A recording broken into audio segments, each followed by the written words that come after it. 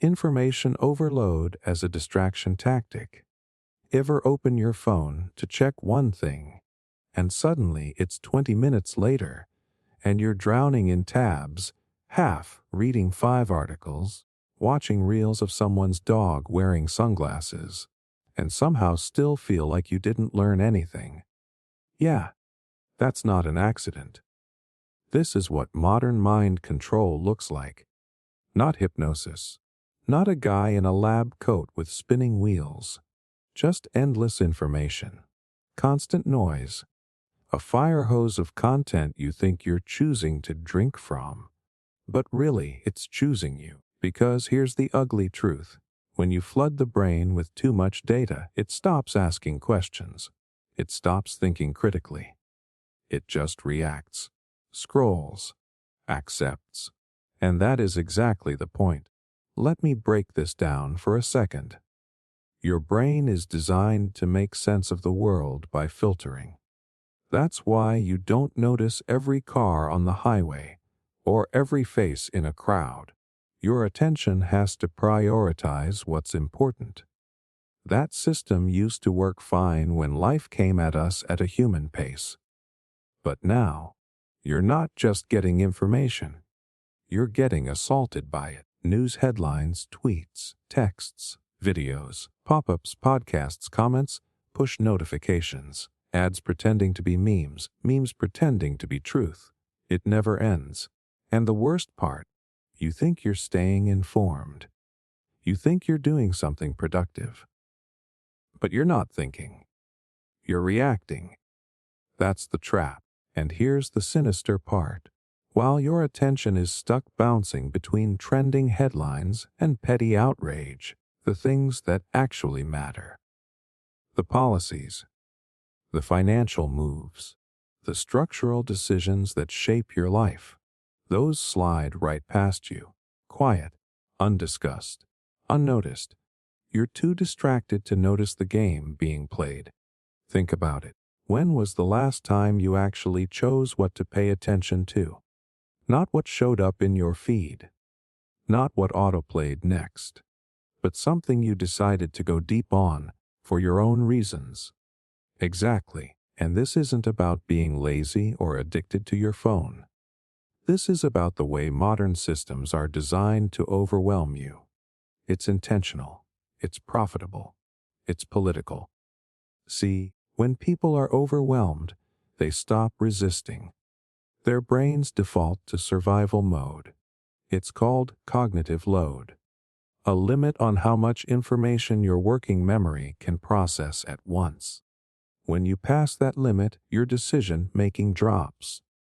Your impulse control drops. Your ability to question what you're seeing, gone. Now you're just a sponge, soaking up whatever you're fed. And guess who benefits from that? The people feeding you the content, the companies harvesting your clicks, the politicians hiding corruption under layers of drama, the systems that need you to stay emotionally reactive and intellectually numb. And here's the real kicker. They're not trying to make you believe something specific. That would be too obvious. They just want you confused, lost in the fog, paralyzed by conflicting information and constant updates. Because if you don't know what to believe, you'll believe nothing. And if you believe nothing, you'll do nothing. It's not about convincing you. It's about exhausting you. They don't want you angry enough to change things, just angry enough to keep scrolling. They don't want you smart enough to see the game, just busy enough to never question the rules. And that's why this tactic works so damn well. Because it feels like awareness. It feels like connection, like you're staying informed. But really, you're in a trap with no walls, just noise. I'll give you a real example. Remember when every headline was about one specific story? Some trial, some scandal, some outrage, and then, poof, silence. You never got the follow-up. No real resolution. Just replaced by the next dopamine bomb. That's not journalism. That's distraction theater. And meanwhile, behind the curtain, laws are passed. Deals are made. Billion-dollar mergers go unchecked. Surveillance policies slip through. And you didn't even see it because you were too busy arguing over some viral drama that meant nothing. That is how modern mind control works. Not through lies, but through overload. Not through censorship, but through drowning the truth in a sea of noise. And here's what makes this even scarier. We are complicit in it. Every time we reward the algorithm. Every time we chase the next controversy. Every time we scroll past the important to get to the exciting. But how can you not? When your brain is wired to crave novelty. When everything is engineered to spike your dopamine. When attention is the most valuable currency, and the competition to steal it is brutal.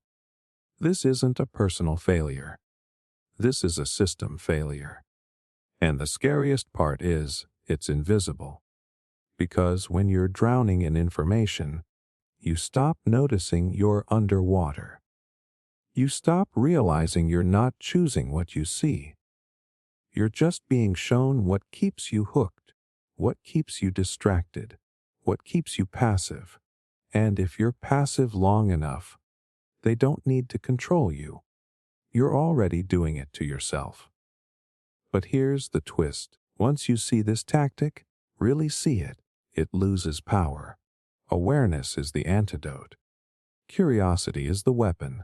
When you start asking why a headline was pushed, why a post went viral, why you're seeing something right now, you're stepping out of the fog. You're taking the first step back to clarity. And once you do, the noise becomes obvious. The overload becomes the tell, and the control starts to slip. But that's just one tactic. There's more. A lot more. Manufactured outrage to control attention. You ever notice how everything is a crisis now? Like every time you open social media, someone's furious about something. A product, a person, a post. Someone said the wrong thing. Someone didn't say anything. Someone breathed the wrong way, and now the internet's on fire, and you feel it. That jolt, that hit of rage. Like, wait, am I supposed to be mad too? That's not just culture. That's strategy. Welcome to one of the most powerful forms of modern mind control, manufactured outrage. And I mean manufactured, as in created, packaged, delivered straight to your feed with the goal of hijacking your emotional state and dragging your attention exactly where someone wants it. See, outrage is sticky. It's loud. It spreads fast. It makes you feel righteous, like you're standing up for something, even when you barely know what's going on. And that's why it works so damn well, because nothing grabs a human brain like a threat. Psychologically, outrage activates the same neural circuits as survival. Your amygdala lights up, logic fades. Your body goes into a low-key fight or flight response. And in that moment, you're not calmly evaluating ideas. You're looking for a side to pick and someone to blame. That emotional hijack. That's what they're after. And the best part for the people pulling the strings. It feels like your idea. Like you chose to care. Like you stumbled on some injustice and had a moral obligation to react, but you didn't find it. It found you. Let's be real. Most of the time, the thing everyone's mad about isn't even the actual issue. It's a spark, a surface level narrative that's been twisted into a spectacle. And now it's getting pushed, boosted, monetized, politicized. All while the real problems stay buried. That's the play. Get people to burn their energy on outrage theater, so they never have the bandwidth to question the system underneath. Here's how it usually goes. Step 1. Find or fabricate a situation that will predictably divide people. doesn't even have to be that serious. Just needs to be emotionally loaded. Step 2. Frame it in a way that demands a gut reaction. Cut out context. Add a snappy caption. Maybe a reaction emoji. Definitely a countdown clock. Step 3. Let the algorithm take over. Because nothing fuels engagement like conflict. The more people argue, the more comments. The more comments, the more reach. The more reach, the more dopamine. And the more people get pulled into the chaos. And before you know it, everyone is talking about it. Not because it matters, but because everyone else is. It's a digital mob. And it's addictive. Now here's the trap. While your attention is locked on to that outrage loop, reposting, commenting, debating, yelling into the void, guess what you're not doing?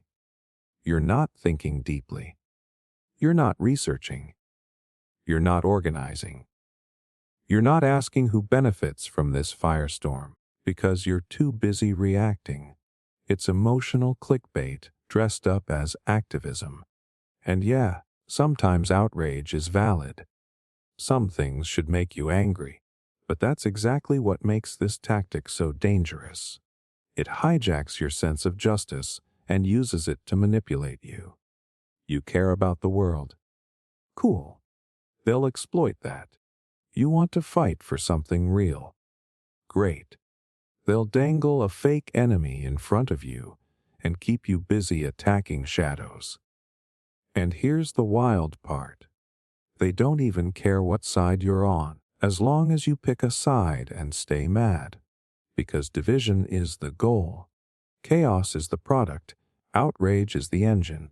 And the more polarized we get, the easier it is to control us. When people are too busy fighting each other, they stop asking questions like, who's funding this narrative? Why is this story getting wall-to-wall coverage while others disappear overnight? What's happening in the background that no one's allowed to talk about? Exactly. It's distraction by emotion. A psychological sleight of hand. You're watching the outrage, not the agenda, and don't think this is just politics or media. Brands do this too.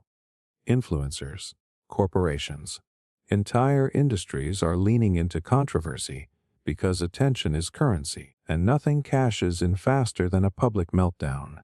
A celebrity says something questionable. Suddenly, every platform lights up. Opinions fly. Drama builds.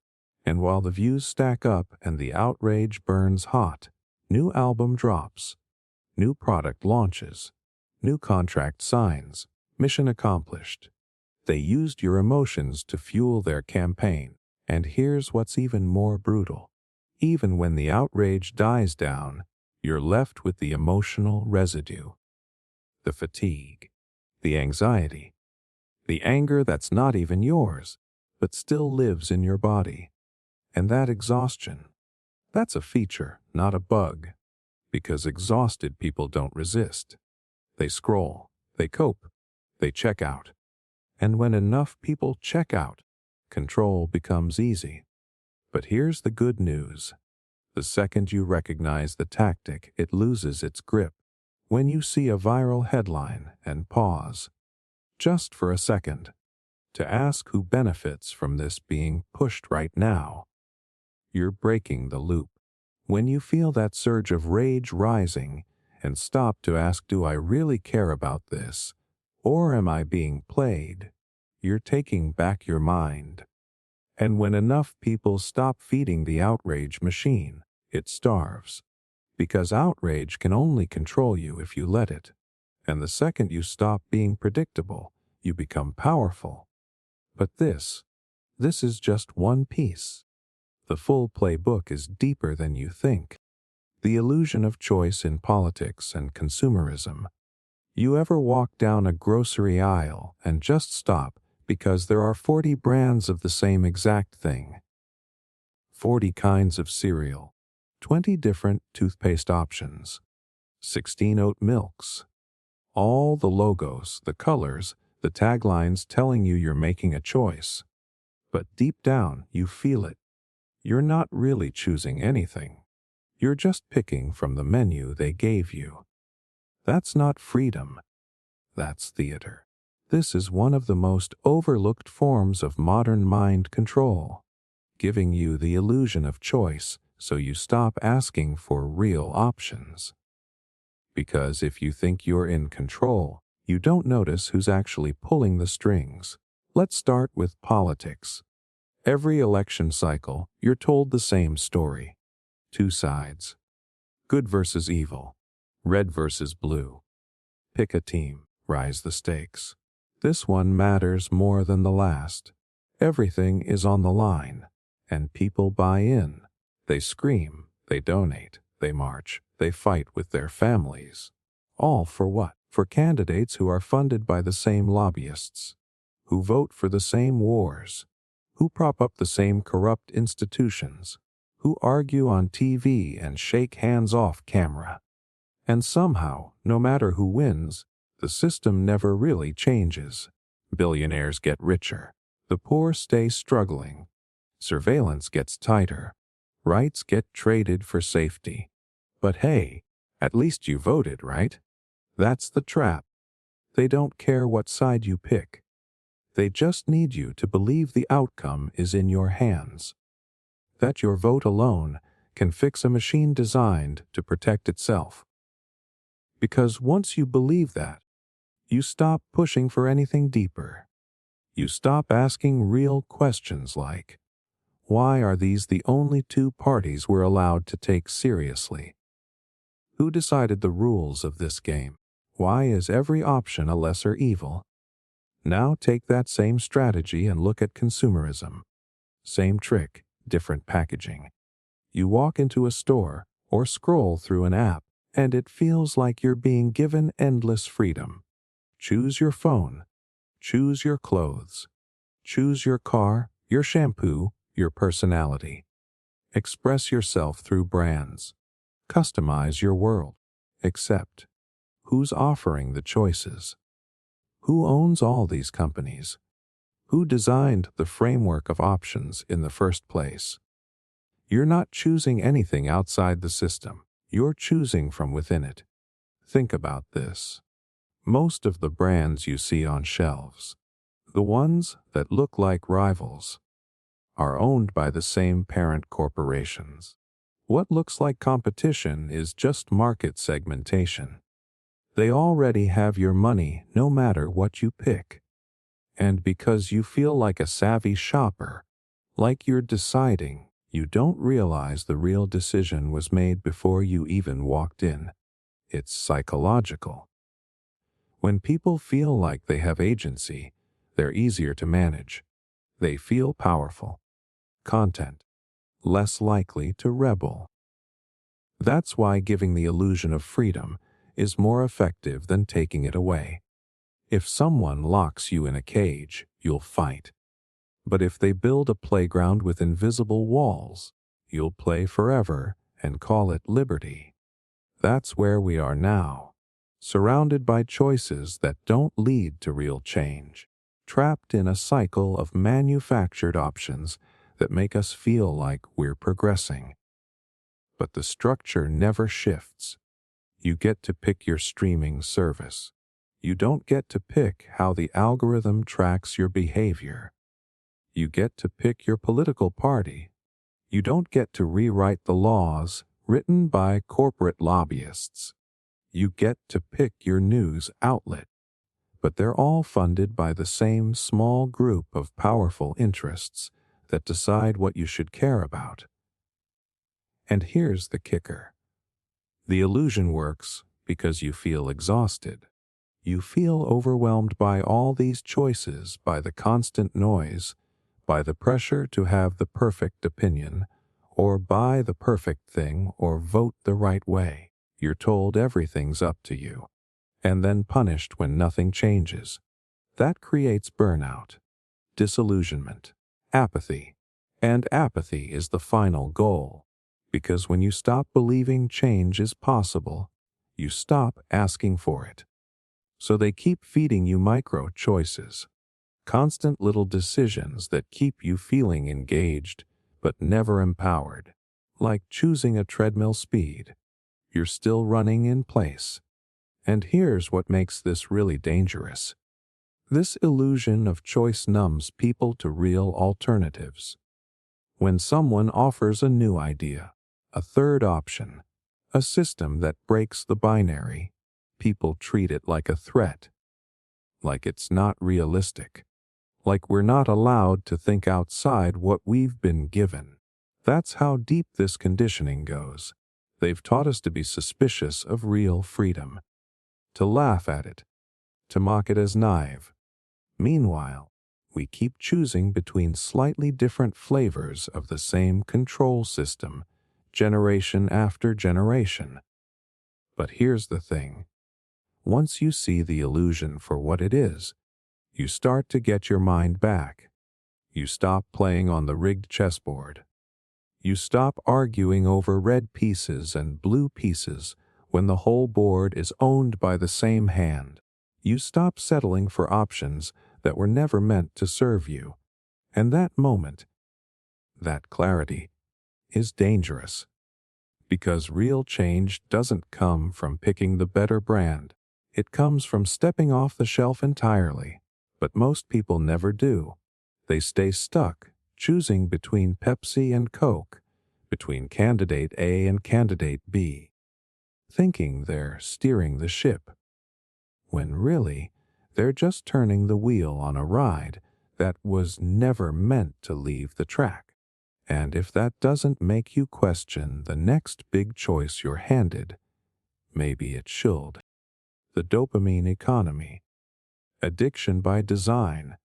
You ever catch yourself scrolling and suddenly realize you don't even know what you're looking for?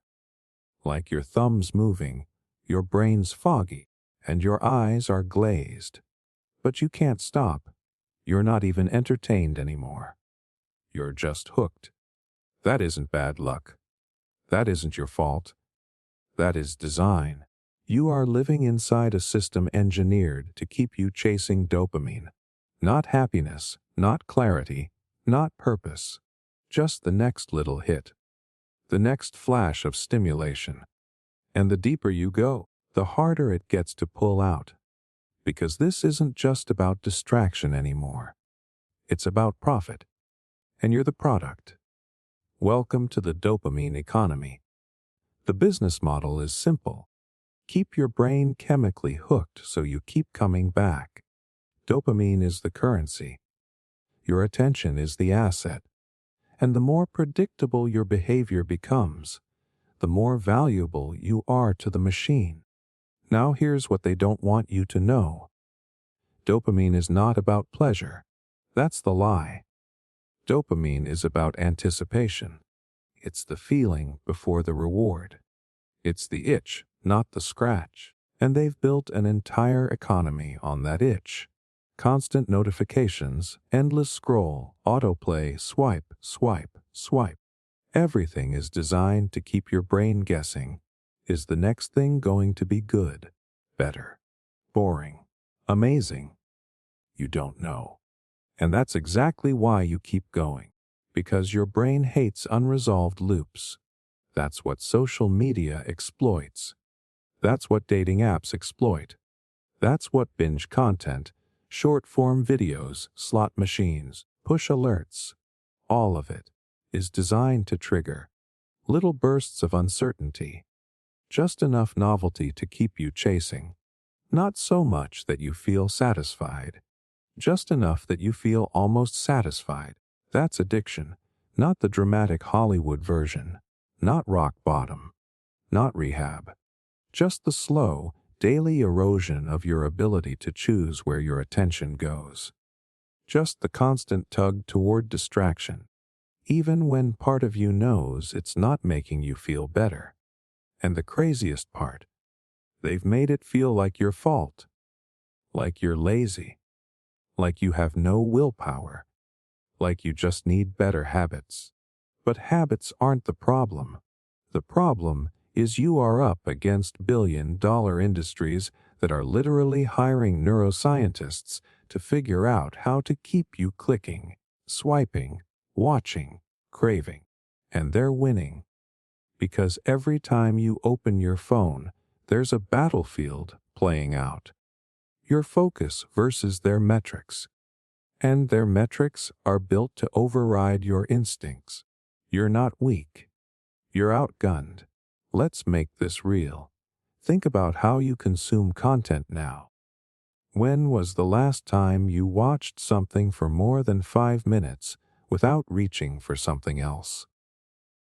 How often do you open a new tab before finishing the article you're reading? How long can you sit in silence without reaching for stimulation? That's the cost. Not just wasted time. It's a rewiring of your brain. Studies have shown that chronic dopamine chasing lowers your tolerance for boredom, disrupts memory, fragments attention, and makes it harder to feel joy from slow, meaningful activities. Like reading, thinking, or just being present. You've been trained to prefer noise over depth, quantity over quality, stimulation over satisfaction. And they don't want you to break the cycle, because the longer you stay hooked, the more predictable you become, the more data they collect, the more ads they serve, the more they learn how to manipulate what you want, what you buy, what you believe, your restlessness, monetized, your short attention span, optimized, your boredom, weaponized. And here's the most brutal part. Even when you know this is happening, it still works. Awareness doesn't make you immune. Because this system isn't running on logic. It's running on your biology. And the deeper you go, the more dopamine it takes just to feel normal, just to feel anything. It's the same pattern you see in drug addiction. Tolerance builds, baseline drops. You need more stimulation for less reward. Eventually, real life feels dull. Quiet feels uncomfortable. And that's the point. Because when reality feels flat, you'll run straight back to the feed. Back to the loop. Back to the machine. And it's a loop by design. The system rewards creators who make addictive content. It punishes those who don't. So everything gets faster, louder, dumber, more extreme. And you get pulled deeper into the quicksand. Thinking you're just staying connected, just keeping up, just relaxing. When in reality your mental clarity is being stolen in slow motion. But here's the truth. They'll never tell you the real danger isn't just that we're being distracted. It's that we're being conditioned to crave distraction. So even when the noise stops, we go looking for it. That is the dopamine economy. And unless you step outside of it on purpose, you stay inside it by default. So the next time you catch yourself reaching for your phone without thinking, the next time you feel that impulse to click, to scroll, to chase, just pause. Ask yourself, do I actually want this, or am I just addicted to the feeling of wanting? That one question can change everything. Because breaking the loop doesn't start with deleting apps or buying a flip phone. It starts with clarity, with reclaiming your ability to choose what you focus on, instead of letting a system choose for you. And if that sounds like a small thing, it's not. In a world where attention is currency, your focus is the last real freedom you have. Use it like it matters. Social proof manipulation in algorithms. You ever notice how you trust something a little more the second you see that it's popular? Like, maybe you weren't even that interested at first, but then you see it's got 2 million views, 50,000 comments, trending viral everywhere. And suddenly, you start paying attention, maybe even thinking, if all these people are into it, maybe I should be too. That's not just human nature. That's social proof. And right now, it's being used to steer your thinking in ways you don't even realize. Because what you see online, what you think is trending, what you think matters, most of it's not rising organically. It's being pushed by algorithms that know exactly how to exploit your instinct to follow the crowd. See, your brain evolved in tribes. Back then, fitting in wasn't optional. It was survival. If the group ran, you ran. If the group trusted someone, so did you. If the group turned on someone, you backed off. Those were life and death instincts. Fast forward to today, and those same instincts are being hijacked, but not by nature, by code. When you open your feed, the first thing you see already passed through a filter, a sorting system. And what's that system trained to prioritize? Not truth, not value, not meaning. Just whatever is already performing well, whatever's getting attention, whatever people are clicking on, commenting on, reacting to. And here's the trick. Those numbers can be manipulated. A post gets artificially boosted. A video gets seeded to the right early audience. Bots inflate engagement. Fake accounts flood the comments. You think the crowd has spoken, but the crowd didn't choose this. The algorithm did, and it knows one thing. The more you believe something is popular, the more likely you are to believe it's important or true or worth your time. It's a feedback loop. Popularity triggers attention. Attention triggers more reach. More reach equals more visibility, and soon it looks like the whole world is watching, when in reality, the system just picked a winner. And here's where it gets dark. This doesn't just shape what you see. It shapes what you believe. When a lie is shared by 1,000,000 people, it doesn't feel like a lie anymore. It feels like consensus, like common sense, like, well, everyone knows that. And if you don't agree, maybe you start to feel like you're the crazy one. That's the pressure of social proof. It doesn't argue with you. It makes you doubt yourself. And this plays out in everything: politics, health, culture, what you buy, what you mock, what you defend. You're not just seeing the world. You're seeing a version of the world that was algorithmically engineered to make you feel like you're the last one to get the memo. But here's the truth: viral does not mean valid. Popular does not mean honest. And just because something dominates your feed doesn't mean it was chosen by people.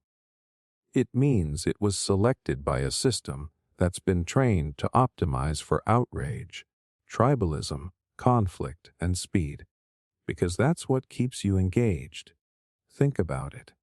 You're way more likely to click on something if you see thousands of people arguing in the comments, or if it already has 200,000 likes, or if it feels like you're late to the conversation. The system knows that. And it's not just feeding your interests. It's shaping them. Let's go deeper. Ever heard a song, thought it was just okay, then saw it trending everywhere? Suddenly it's in your head. Suddenly it slaps. Why? Because repeated exposure plus social validation equals perception of quality. You didn't fall in love with the song. You were nudged toward it until your brain filed it under familiar, then popular, then good.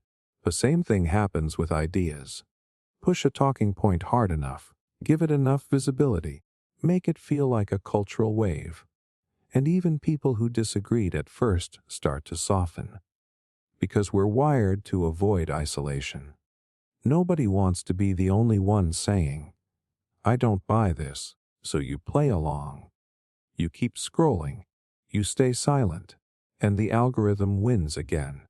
Now, imagine what happens when this is weaponized, when governments, corporations, activist groups, or bad actors know how to game the system, when they know how to make something look like a grassroots movement, when really it was synthetic from the start.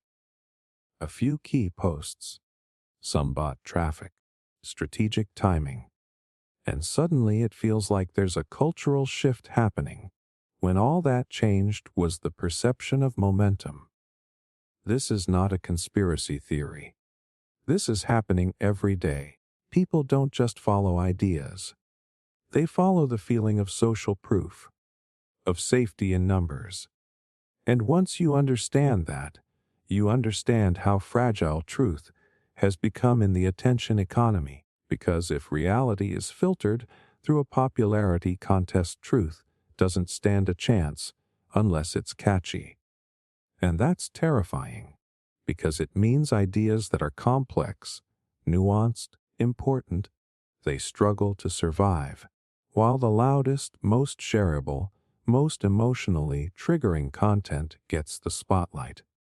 Not because it's right, but because the system rewards what spreads, not what's real. So next time you see a post blowing up, a comment section exploding, a trend that feels too sudden to be real, stop. Ask yourself, who benefits from this being popular? Who stands to gain from this narrative going viral? Is this real social proof? Or was it planted, inflated, engineered? Because once you learn to spot the manipulation, it loses power. You stop getting pulled by the current of the crowd. You stop mistaking momentum for meaning. You start thinking for yourself again. And in a world where algorithms manipulate what looks real, independent thought becomes an act of rebellion. Normalizing surveillance through entertainment. You ever notice how surveillance doesn't even feel like a threat anymore? Like a few decades ago, the idea of being watched constantly would have sparked outrage. Now, it's just part of the background. Something you joke about when your phone shows you ads for stuff you just thought about. Something you wave off when your TV listens, your apps track, your smart home records. That shift didn't happen by accident. It was scripted into your entertainment until the idea of being watched went from dystopian to normal. Think about it. The surveillance state wasn't rolled out with a warning. It was eased in with jokes, plot lines, gadgets, spy movies, hacker shows. It was wrapped in charisma and coolness. The charming agent with access to your data, the genius tech billionaire monitoring the world, the cop with eyes on every street corner. You didn't resist it. You watched it. You cheered for it. They made surveillance look heroic. They made it entertaining. And that's how normalization works. Not by force, by repetition. You see it enough times in fiction, you stop questioning it in real life. Now we've got kids growing up thinking it's totally normal for their faces to be scanned at the airport, for their devices to know their habits, for their digital footprint to be permanent. Not because someone explained it to them, but because it's always been that way in the media they consume. Movies, shows, games, all soaked in surveillance, and nobody ever really pushes back. It's not just about desensitization. It's about psychological framing. When your brain sees something again and again, without consequence, without critique, it starts treating that thing as safe, familiar, acceptable. That's exactly what's happened with surveillance. It's been rebranded from a violation of privacy to a tool for safety, comedy, romance, even convenience. Like, look at how many romantic comedies now have some stalkerish behavior that gets framed as cute, or how many action shows let the hero break every privacy law on the planet as long as it's for the greater good. And you, the viewer, you root for it.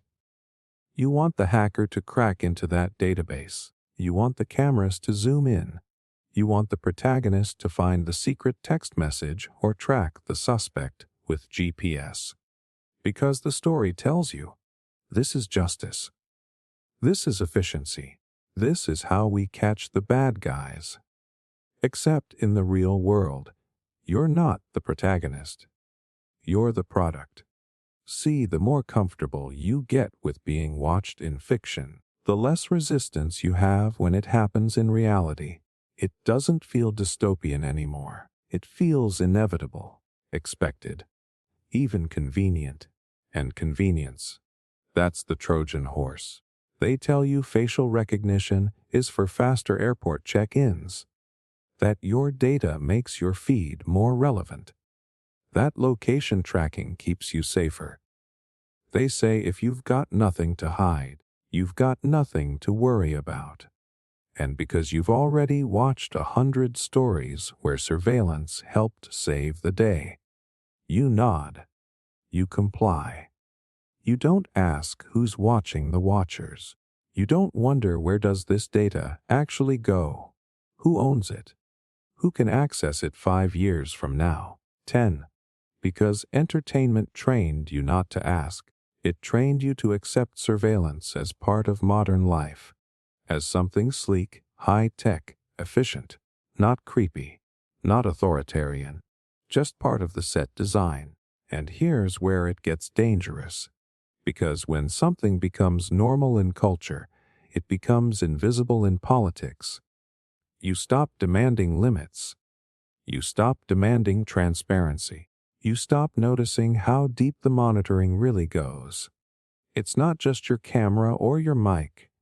It's your fingerprints, your eye movements, your keystrokes, your sleep patterns, your conversations, purchases, interests, fears, all tracked, all stored, all fed into systems you'll never fully understand.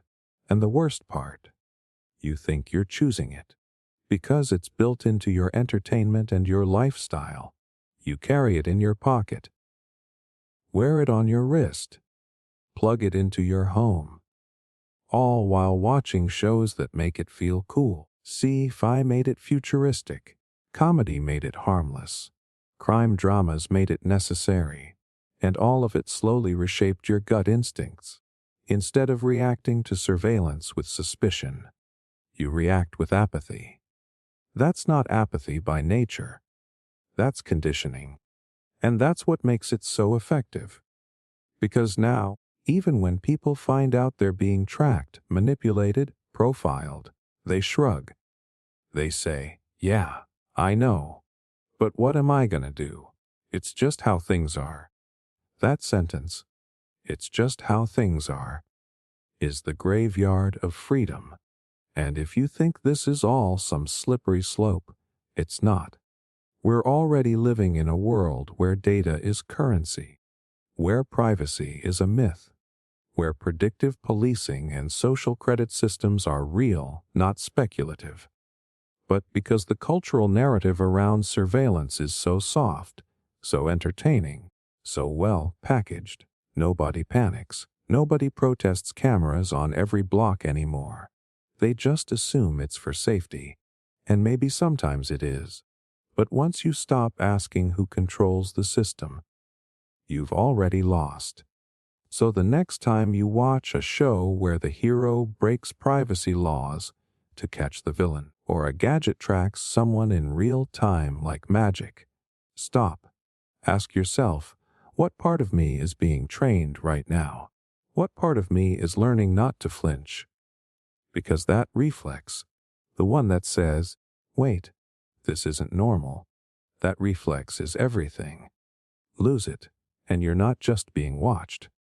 You're being rewritten. Fear as a tool for compliance. Ever notice how easy it is to control someone when they're scared? Fear doesn't just change what you feel. It changes how you think. It short-circuits logic. It narrows your focus. It makes you easier to push, easier to herd, easier to shut down. And the worst part, you won't even realize it's happening.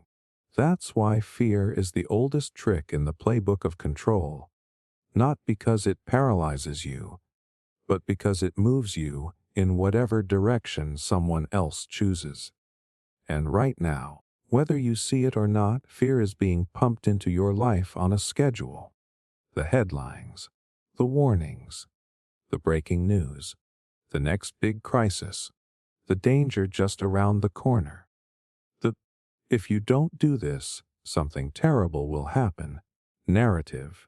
It's always there, loud enough to trigger your fight or flight, but vague enough that you never really feel safe again. And that's the point. Because a fearful public is a compliant public. When people are scared, they don't ask thoughtful questions. They beg for solutions. They don't demand freedom. They demand protection. And in that state, you can convince them to accept almost anything. Surveillance, censorship, obedience, control. As long as it's wrapped in the language of safety. History proves this. The most extreme policies, the biggest overreaches, the darkest chapters, they never started with logic. They started with fear. Fear of the enemy. Fear of the outsider. Fear of chaos. Fear of collapse. And people accepted it because they were convinced they had no other choice. That's what fear does. It makes the illusion of safety feel more valuable than actual liberty. And now it's been digitized. Now it's baked into your algorithms, your feeds, your media. Not through some shadowy villain, but through systems that learned, over time, that fear drives engagement. It keeps you watching, clicking, arguing, submitting. Fear holds your attention longer than facts ever will. So your feed becomes a panic machine. The world always feels like it's ending. And eventually, your nervous system starts to break. That's when the conditioning sets in. You start avoiding risk, even when risk is low. You start accepting restrictions, even when they don't make sense. You stop trusting your own judgment, because you've been trained to believe the world is too dangerous for independent thought. You think you're being responsible. You're actually being managed. And look, this doesn't mean every warning is fake or that every threat is made up. Not at all. But the danger isn't just the event itself. It's the emotional leverage that follows.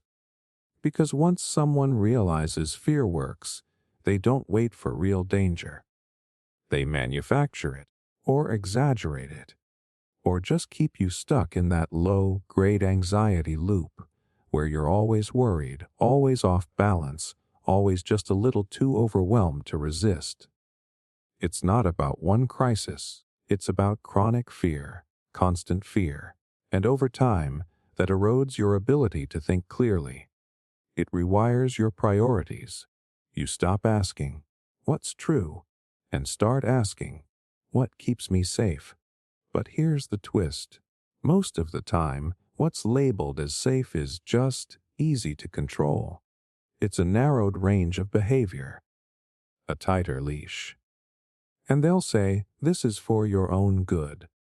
This is how we protect you." And if you push back, you'll get hit with the ultimate silencer. What? Do you want people to get hurt? You're not debating anymore. You're defending yourself from being seen as dangerous. And that's how fear turns freedom into a threat. Not just on a societal level, but internally. You start fearing your own voice, your own instincts, your own critical thinking. Because if you say the wrong thing, or question the wrong policy, or challenge the wrong authority, you'll be labeled, excluded, punished, or worse, blamed. That's not safety. That's psychological capture. And it's not happening through brute force. It's happening through emotional leverage. They don't need to lock you in a cage if they can convince you the world outside is too dangerous to handle. But here's the part they can't control. The moment you stop reacting, the moment you pause and ask, "Is this fear helping me, or is it hurting me? Is this concern grounded in truth, or is it being amplified for obedience?" Because the second you ask those questions, the spell breaks. You stop being a puppet pulled by panic. You start becoming someone who sees through the noise. And that's rare. That's powerful. Because in a system built on fear, clarity is rebellion. Fear will always be there, but the choice to live by it or rise above it, that's yours. The system wants your compliance, but what it fears is your calm. Hyperpersonalization to isolate and influence. It's easy to think you're making your own choices online, that the content you see is just what you're into, that the ads are just good recommendations, that your feed, your results, your news, it's just a reflection of you. But what if I told you that the more accurate your digital world feels, the more controlled you actually are? That's the trap of hyperpersonalization. It doesn't just show you what you like. It shapes what you believe. It isolates you. It studies you. It learns how to talk to you. Not people like you, but you specifically, in a way that breaks down your defenses. See, in the past, manipulation had to be broad. One message to a whole crowd. One commercial for a whole audience. But now they can tailor the message down to the individual. They don't need to change the world. They just need to change your world. Every scroll, every pause, every click tells the system who you are, your fears, your habits, your triggers, your desires, your emotional patterns. All of it is data.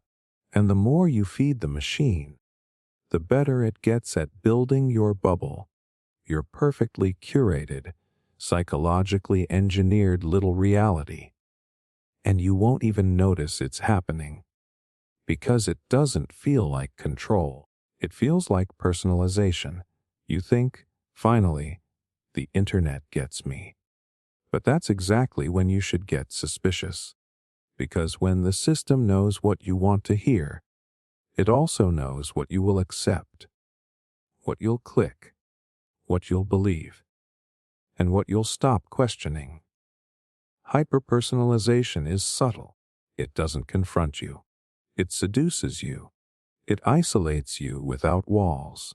You start to believe that everyone else must be seeing what you see, feeling what you feel, thinking what you think, and when someone disagrees, you think they're insane, out of touch, maybe even dangerous.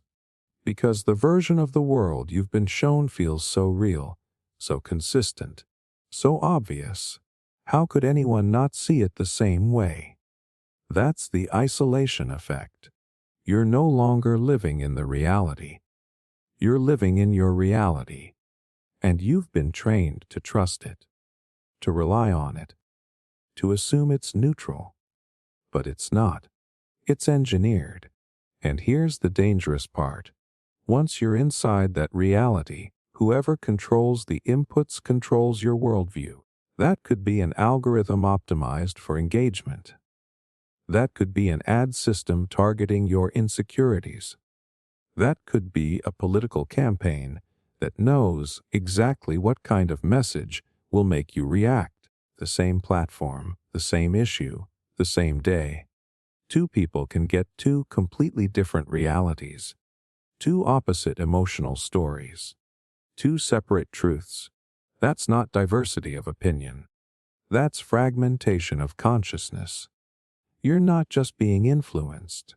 You're being customized. And once that starts, you stop being part of a shared public and start becoming an isolated target you can be sold to, manipulated, nudged, radicalized, not by force, by feedback loops. The system feeds you what gets a reaction, and what gets a reaction is what deepens the pattern, makes you more predictable, more emotional, more loyal to the bubble. And every time you take the bait, the loop tightens. This is not science fiction. This is the real business model of attention. Think about it. If a platform can predict how you'll feel tomorrow, it can sell ads in advance. If it knows what you're vulnerable to, it can serve you a product, a message, a narrative, right when you're weakest. And it does this with surgical precision because it doesn't treat you like a person. It treats you like a profile, a dataset, a lab rat. And the most disturbing part, you asked for it. You opted in. You said, yes, show me more of what I like. Keep it relevant. Make it personal. Not realizing that personalization is just a friendly word for profiling. Not realizing that relevance is just the bait. The hook comes later, once you've built your trust. Because when everything feels tailored to you, you let your guard down, and that's when influence becomes invisible. You don't feel manipulated. You feel understood. You don't resist. You engage. And when you do resist, when you try to find another perspective, challenge the bubble, look for balance, the system pulls you back, not because it's evil, but because it's trained to keep you inside the loop. It's more profitable that way. So what happens when millions of people are all living in parallel but incompatible digital realities? You get a world that cannot agree on basic facts. You get communities that cannot connect. You get people who look at each other like enemies, not because of what they've seen, but because of what they haven't. And no one is to blame, because no one knows what they're missing. That's the real power of hyperpersonalization. It doesn't just change what you see, it changes what you don't see. And that's how you influence someone without them ever realizing it happened. So next time your feed feels comfortable, like it just gets you, ask yourself, is this really me being seen or me being shaped? Because the difference is everything. Controlled opposition, fake rebels, real agendas. Sometimes the loudest voice against the system is the system. Let that sink in. Not every rebel is real. Not every critic is independent. And not every movement that looks like resistance is actually working in your favor. In fact, some of them are designed, funded, and managed from the inside. Just controlled enough to feel real. Just fake enough to keep you trapped. That's the game of controlled opposition. It's not about silencing you. It's about leading you, giving you a pressure valve, a place to scream, to argue, to feel like you're part of the pushback, without ever threatening the actual structure in power. Because if they can't stop the resistance, they'll sponsor it. And here's how it works. Let's say people are waking up. They're angry. They're asking questions. They're organizing. They're getting too unpredictable. That's risky for control systems. So, what do? You introduce a voice. Someone who looks like one of them, sounds like one of them, says almost what they want to hear, but not quite. Just enough to attract them. Just enough to redirect them. That's the bait. Once they're in, the voice slowly pushes a narrative. Watered down, distracted, confused, or worse. A version of rebellion that's loud, theatrical, and totally ineffective. Because here's the truth no one likes to admit. If your resistance is easy to find, easy to trend, easy to monetize, there's a chance it's been allowed, maybe even designed. Real rebellion, real threat to power, that gets silenced, censored, discredited. Real rebels don't get TV deals and sponsored ads and book tours and stage time. Real rebels don't get algorithms working in their favor.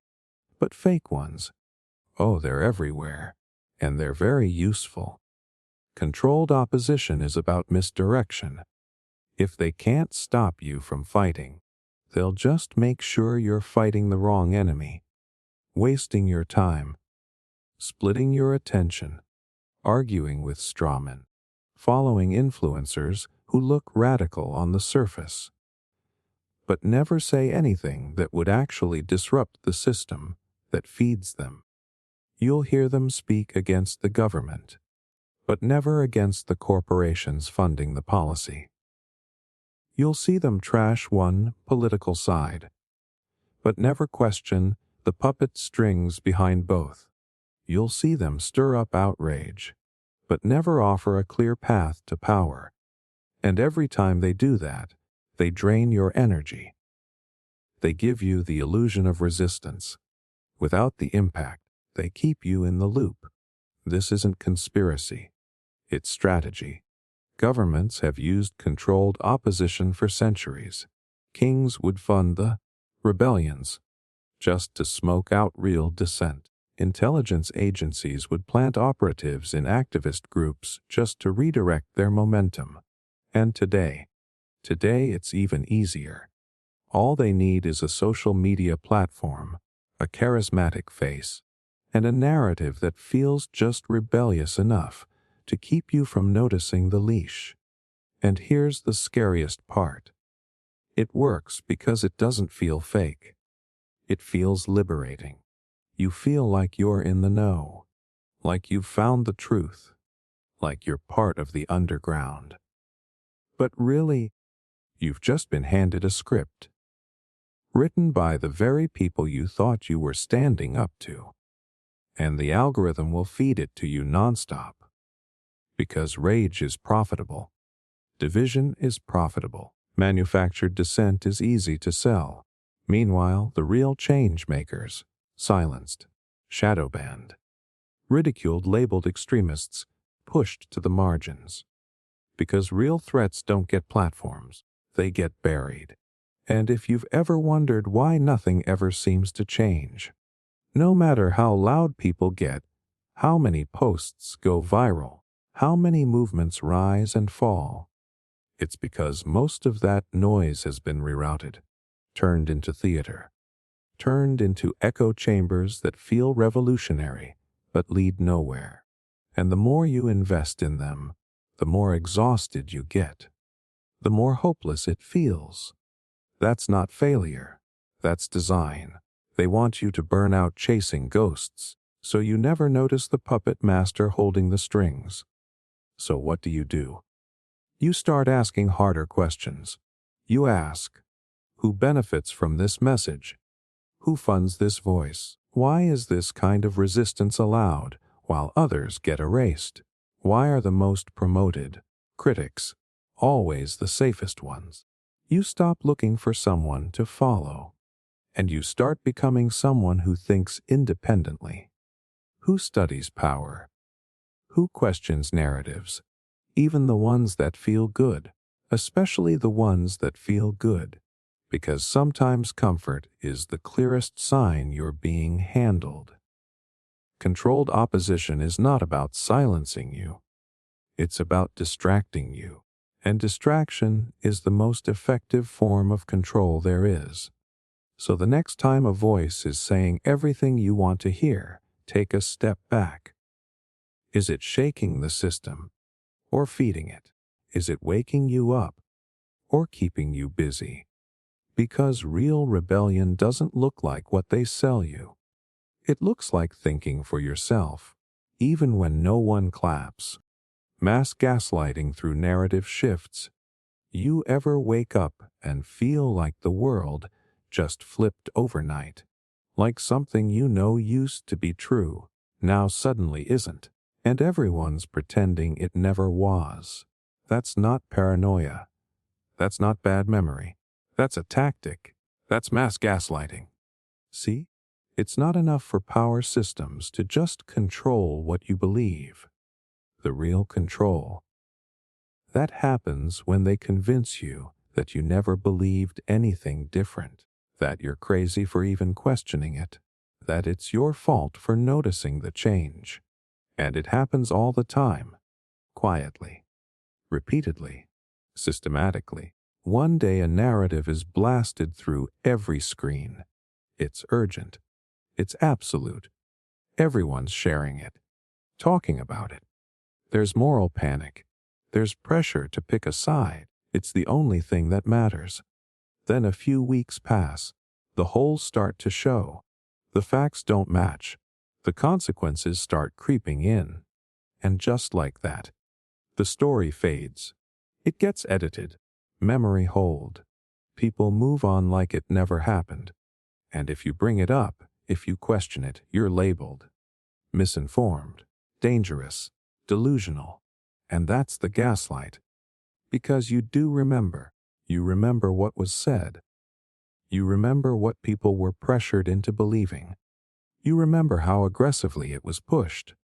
But now it's gone. Or worse, reversed. And no one wants to talk about it. Because the system doesn't just change the narrative. It changes your ability to talk about what was the narrative. And when that cycle keeps repeating, something dangerous happens. You stop trusting your own memory. You stop speaking up. You stop asking if you're the only one who sees the shift. Because you look around and everyone else is acting like this is how it's always been. They've already adjusted. They're repeating the new script, not because they're brainwashed, but because it's easier. It's safer, less exhausting than trying to hold on to truth in a system that constantly rebrands it. It's emotional erosion. And it's by design. Language gets updated. Definitions get swapped. Headlines get edited after they go viral. Articles disappear. New experts emerge to explain why the new version of the story was always the real one. And if you challenge it, you're told you misunderstood. You're told it's more nuanced now. You're told to move on. But moving on isn't the problem. It's pretending like the past didn't happen that screws with people's heads. Gaslighting works by making you doubt the very foundation of your thoughts, your perceptions, your memories, your gut instincts. When that happens on a personal level, it destroys individuals. When it happens on a mass scale, it weakens entire populations. Because when no one's sure what's real, no one knows where to stand. And that's when control becomes effortless. No need for force, just confusion, just pressure, just enough fear of looking crazy that people censor themselves before anyone else even gets the chance. And we've seen this over and over. Things that were once called conspiracy theories, mocked, banned, fact-checked, suddenly become accepted months or years later. No apology, no reckoning. Just a quiet pivot, a new headline, a new tone, and anyone who noticed the shift, too tired to fight it again. It's like being stuck in a never-ending psychological loop. The past keeps getting rewritten, the present keeps changing definitions, and the future keeps promising clarity that never comes. And the worst part, the more often it happens, the more people accept it. They adapt. They play along. They silence themselves. Not because they agree, but because they don't want to be the only ones speaking up. That's how narrative control becomes narrative abuse. Because it's not just that they tell you what to think. It's that they make you question whether you ever thought differently in the first place. And when your memory becomes unreliable, your identity starts to follow. You forget what you stood for, what you believed, what you saw with your own eyes. And when truth becomes that slippery, manipulation becomes effortless. So what do? You remember. You write things down. You screenshot the old headlines. You document the shifts, not to prove you're right, but to protect your sanity. Because remembering is resistance. And when enough people remember, when enough people say, hey, no, that's not how this started, the gaslight starts to flicker. See, they don't need you to believe the lie forever. They just need you to forget the truth long enough for them to replace it. Long enough to bury the evidence. Long enough to wear you down so you stop asking. But if you keep asking, if you keep tracking the changes, if you speak the uncomfortable memory when everyone else has moved on, that's where the illusion breaks. That's when control turns into desperation, because power that has to keep rewriting the past is never as stable as it looks. So no, you're not crazy. You're not confused. You're seeing the shift, and you're not supposed to, which means you're already ahead of the game. Stay that way. Choice architecture. How decisions are shaped for you. You ever make a decision and later realize you were never really choosing at all? Like, yeah, technically you clicked a button, picked an option, made a call, but somehow it felt like every path was already laid out for you, already filtered, already labeled with what's best, what's trending, what's normal. That's not just convenience. That's choice architecture. And it's not there to help you. It's there to guide you, quietly, consistently, without you even realizing it. This is how modern systems shape behavior, not by taking away your options, but by arranging them in ways that push you toward what they want you to pick. You still feel like you're in control, but the reality is your freedom of choice has been framed before you even knew there was a frame. Look around. Everything from the layout of a fast food menu to the structure of a political ballot is designed to guide your attention toward the preferred outcome. Not forced, just engineered. You're nudged toward certain answers because of how they're positioned. What's first in the list? What's marked as recommended? What has the little gold badge next to it? It's not about what's best for you. It's about what benefits the system that designed the interface. And the genius of it is that it never feels aggressive. It feels natural. You pick what they hoped you'd pick, and you walk away thinking, yeah, that was totally my decision.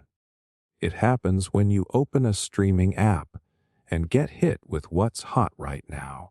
It happens when you're applying for a job and the default salary expectations box is pre-filled.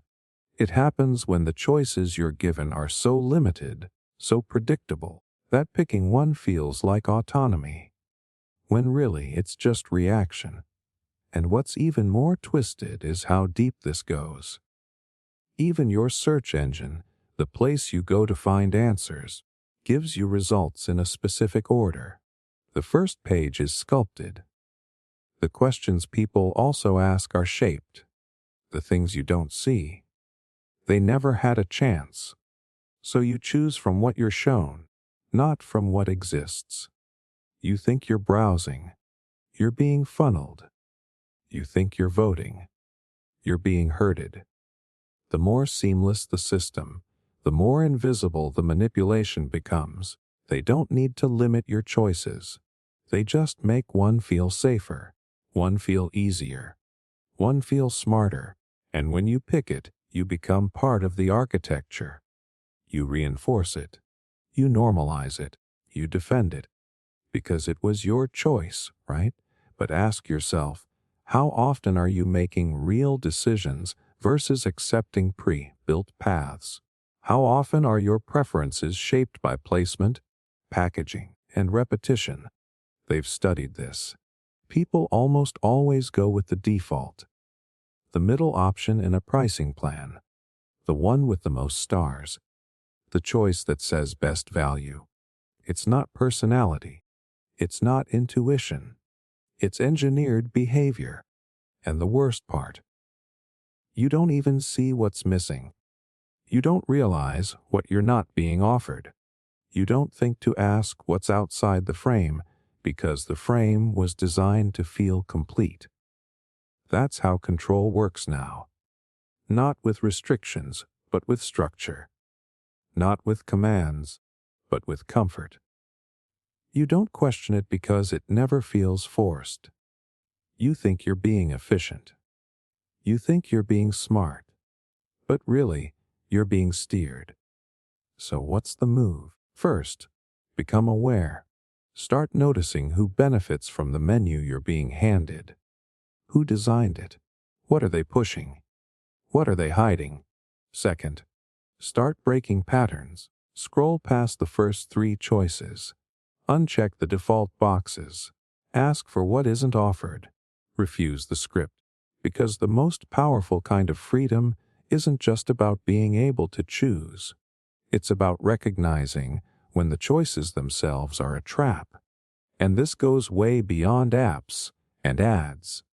It's culture, it's news, it's medicine, it's finance, it's your life being laid out in invisible frameworks that feel like free will.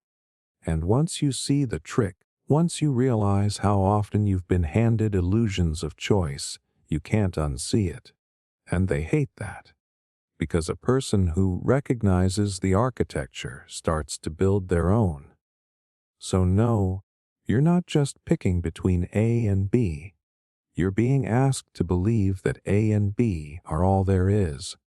And the real rebellion is realizing the third option was never listed. Priming the subconscious with repetition. But ever notice how you start thinking about something more just because you've heard it over and over? Like you're not even sure where it started, or if you even care about it. But somehow, it's just there, sitting in your head like you put it there yourself. That's not a coincidence. That's not a fluke. That's priming, and repetition is the weapon. Here's the uncomfortable truth. Your subconscious doesn't care if something is true. It doesn't fact check. It doesn't argue. It absorbs. And the more often it hears a message, the more familiar it becomes. And the more familiar it becomes, the more real it feels. Not because you critically thought about it, but because your brain is wired to trust what's familiar. That's how survival worked for most of human history. But in the modern world, that same survival mechanism is being hijacked by media, by marketing, by political narratives, by social feeds that feed you the same phrases, the same visuals, the same headlines on loop. And it's not about the content being smart or accurate or helpful. It's about it being everywhere. Repetition builds comfort. Comfort builds trust. Trust bypasses logic. Suddenly, you find yourself agreeing with ideas you never questioned, repeating phrases you didn't come up with, having emotional reactions to stories you don't even remember reading. That's the subconscious at work, primed, softened up, and molded by exposure. Think about slogans, simple, sticky phrases repeated 1,000 times. Just do it. Build back better. Trust the science. Make America great again. It doesn't matter what side you're on. The technique is the same. Short, rhythmic, repetitive. Pound it into your brain until it stops feeling like a campaign and starts feeling like common sense. And here's the twist. The more passively you consume these messages, the more power they have. Because your conscious mind is distracted. Scrolling, multitasking, half listening, and that's when the subconscious is wide open. That's when it starts soaking in patterns, words, associations. It starts linking phrases to emotions, linking symbols to fear or pride or safety. And once that wiring happens, the manipulation doesn't even feel like manipulation anymore. It just feels like instinct. That's why repetition is baked into every system of influence. It's not enough to say something once. They need to drill it into you. They need to make it inescapable. It shows up in news tickers, in hashtags, in push notifications, in memes, in influencer scripts that all suddenly sound suspiciously similar. That's not organic. That's orchestration. And it works. Because even if you disagree with the message, even if you think you're resisting, The sheer repetition of it still changes how your brain responds to it. It becomes normalized, familiar, less strange, less threatening, and eventually it becomes background noise, which is exactly what they want.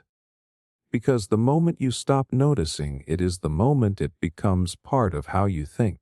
This is why media cycles are designed the way they are.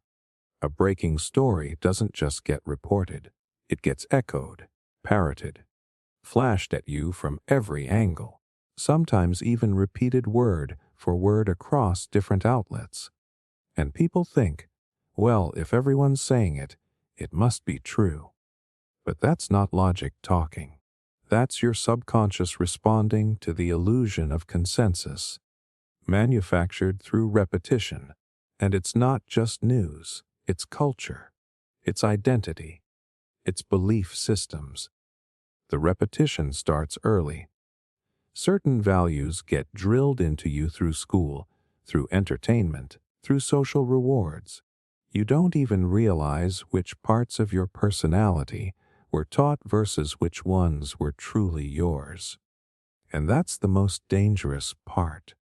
Because if someone can control what gets repeated around you, they can slowly rewrite how you see the world. Without ever needing your permission. You want to see this in action. Try breaking the pattern.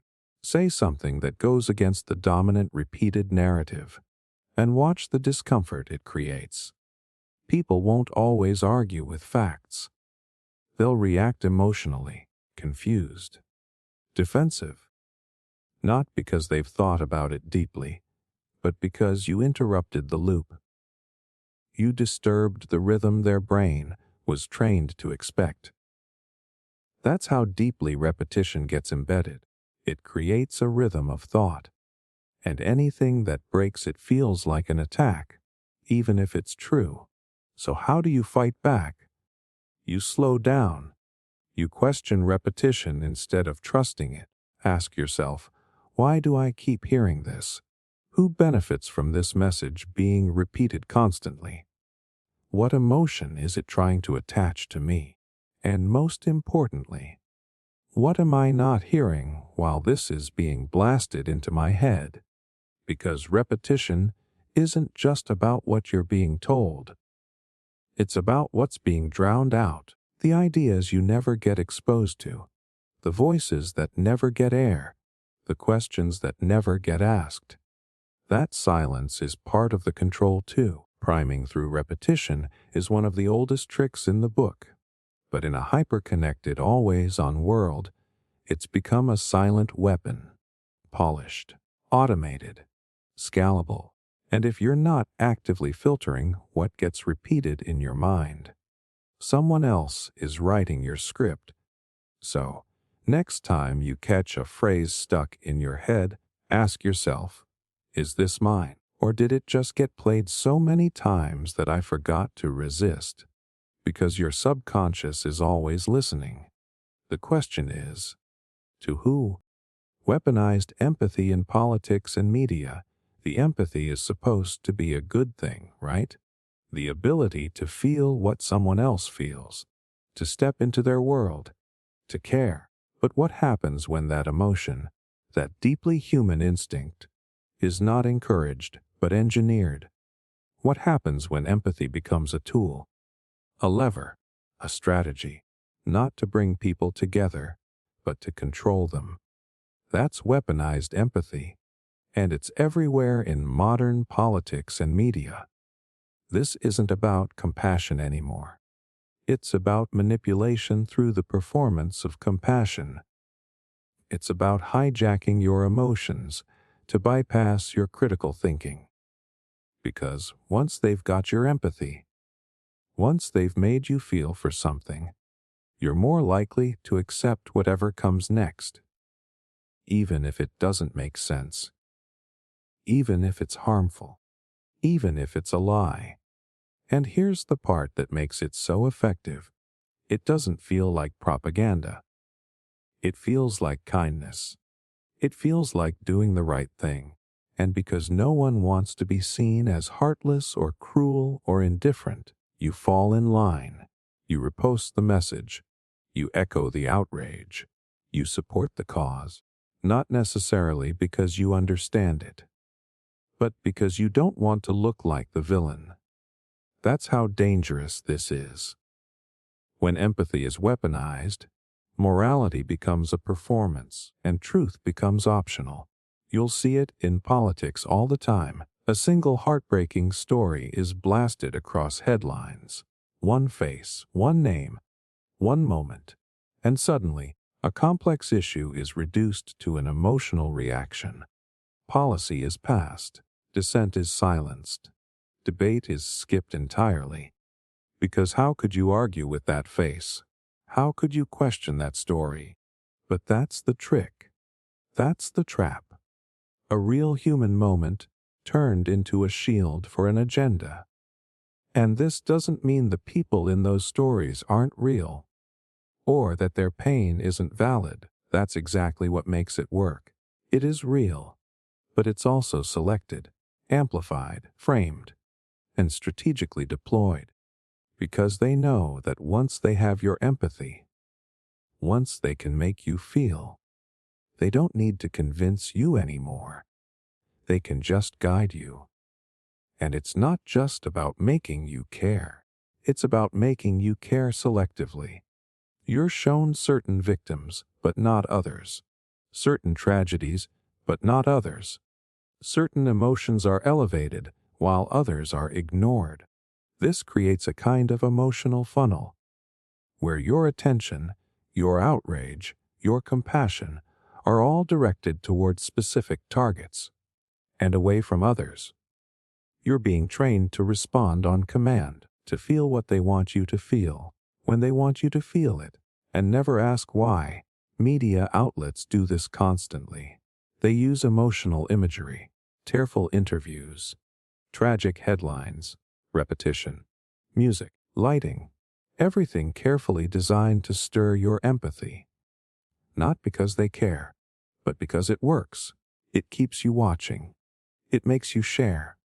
It lowers your defenses. And once that door is open, they walk their message right in. And here's the sickest part. The people doing this often believe they're the good guys, because they've confused emotional appeal with moral clarity. If it makes people cry, it must be true. If it makes people care, it must be right. But emotions aren't truth. They're just reactions, and reactions can be shaped. This is how movements are created, not with facts, not with principles, but with carefully constructed empathy bombs, delivered through screens, repeated in scripts, reinforced through shame. If you don't support this, you don't care about people. If you question this, you must be heartless. If you push back, you're on the wrong side of history. They don't even need to debate you.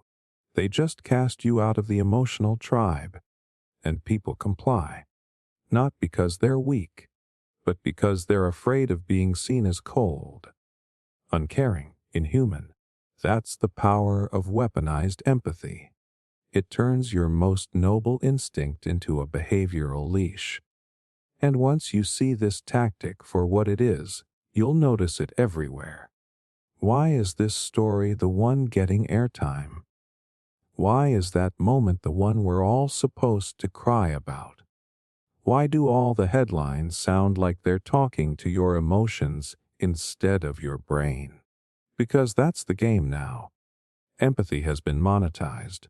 Political consultants run A/B tests on what phrasing triggers the most outrage. News producers decide what images get the strongest emotional reaction. Influencers cry on camera not just to share, but to shape, and the system rewards them for it. Not for being right, but for being effective. So what do? Do you shut off your empathy? No. You sharpen it. You take it back. You stop letting other people aim it for you.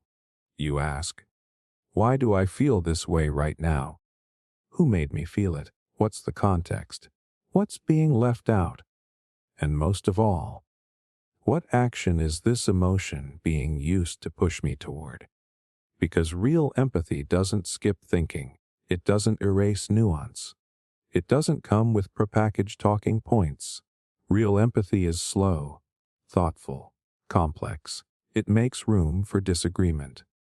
It doesn't demand instant obedience. But when empathy is weaponized, it becomes a shortcut to control. So next time your heartstrings are being pulled, ask yourself who's holding the bow. The illusion of consensus via fake accounts and bots. Sometimes it feels like the whole world suddenly agrees on something. Like overnight, everyone just fell in line. No debate, no hesitation, just overwhelming support for a message, a movement, a narrative. And if you're not on board, you feel like the odd one out, like you missed the memo, like you're crazy for even asking questions. That's not an accident. That's not just public opinion evolving. That is a deliberately crafted illusion of consensus, and the tools they use to create it are not people, they're bots, fake accounts, digital foot soldiers built to manufacture agreement and drown out dissent. And here's the brutal truth. Your brain isn't built to resist this. We are social creatures. From birth, our survival has depended on fitting in, reading the room, aligning with the tribe. So when we see thousands of comments repeating the same belief, when we see post after post pushing the same idea, we instinctively assume it's true, or at the very least, that it's widely accepted. Even if deep down, something feels off, you still feel pressure to conform. Because it's not just about truth anymore. It's about the appearance of truth. And that's what bots are designed to create. This isn't science fiction. It's happening right now. Entire armies of fake users, programmed to like, comment, repost, and reply, are deployed to simulate popularity, to simulate outrage, to simulate consensus. And unless you're trained to spot it, you'd never know the difference. These accounts don't need to be perfect. They just need to blend in long enough to steer the momentum, to swarm a post, to make an opinion look viral, to make a lie feel like common sense. Think about what that does to a conversation. Real people log on, they see hundreds or thousands of comments all pushing one message. Same tone, same phrases, same hashtags. It doesn't matter if it's true. It doesn't matter if it's insane. The volume makes it feel real. So you hesitate to disagree. You feel like you're the minority. You wonder if you're wrong. You stay silent. And that silence gets interpreted as agreement, so the illusion grows stronger. This is called bandwagon bias. The tendency to believe something is correct simply because a large number of people appear to believe it. And in a world where bots can mimic crowds, that bias becomes a weapon. The illusion becomes self-reinforcing, and eventually it no longer matters what the truth is, only what feels like the truth, what looks like the truth. And here's where it gets even darker. This tactic isn't just being used by random trolls. It's used by governments, political operatives, corporations. They use bots to create synthetic movements, fake public pressure, fake outrage, fake support. They can make a product trend. They can make a scandal disappear. They can make a narrative go global in 24 hours. And they can do it without ever needing a real majority. Because bots don't sleep. They don't question orders. They don't need to be persuaded. They just execute. And when they swarm a comment section or hijack a trending topic, most people don't know how to separate signal from noise. They just see the volume, the engagement, the apparent consensus, and that's enough to shift public opinion, or at least silence anyone who might push back. And once you add real people into that mix, people who are just following what they think is the crowd, it gets even harder to untangle. The fake consensus creates a real one. People start repeating what they see because they think it's safe. They want to belong. They want to be on the right side of the conversation. So they reinforce the lie. And eventually, the illusion becomes reality. This is psychological warfare. It's not about convincing you with logic. It's about overwhelming you with simulated agreement. And the goal isn't just to promote one message. It's to make any alternative feel insane, lonely, fringe. To make disagreement feel not just risky, but shameful. That's how control works now, not through censorship, but through drowning. So how do you fight that? You pause. You question the crowd instead of copying it. You look for patterns. Same phrasing, same emojis, same type of accounts with no profile pics, weird usernames, no followers, or thousands of posts in a week. You ask, does this feel human? Or does this feel scripted? You trust your discomfort. You trust your instinct. And you stop assuming that what you see online reflects the real world. Because it doesn't. It reflects what was programmed to be shown to you.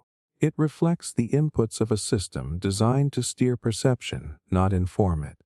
And the more emotionally charged the topic, the more likely it is that the crowd you see isn't even real. So no, you're not crazy for thinking something feels off when everyone suddenly agrees. You're not wrong for sensing that a wave of support or outrage feels manufactured.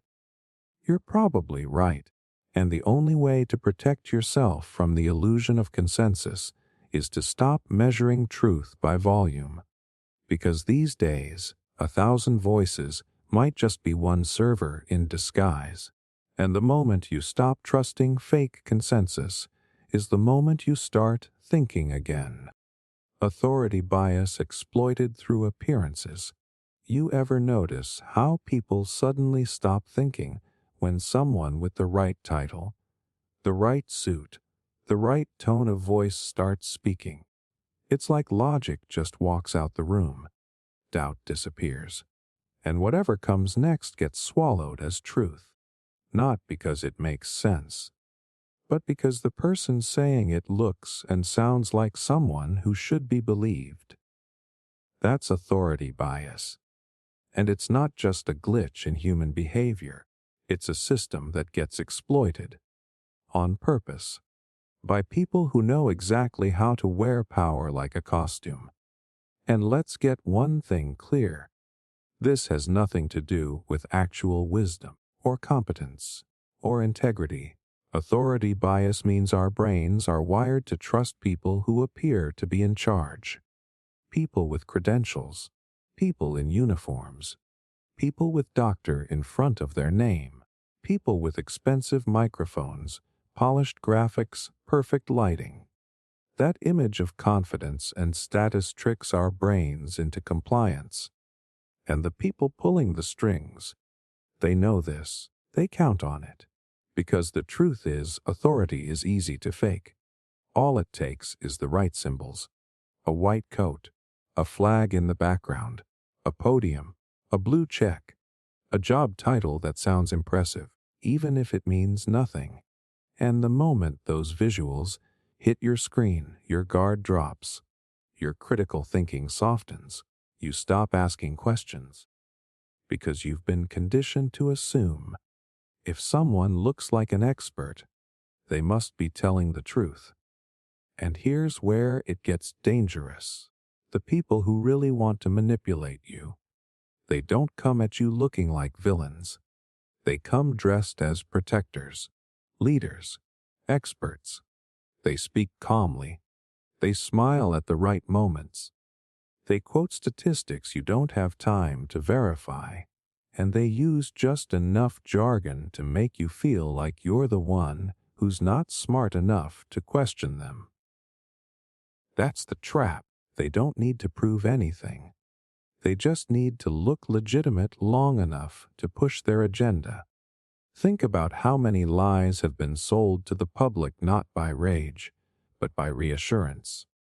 Not by force, but by presentation. Weapons of mass destruction. Safe and effective. The science is settled. These weren't shouted by lunatics.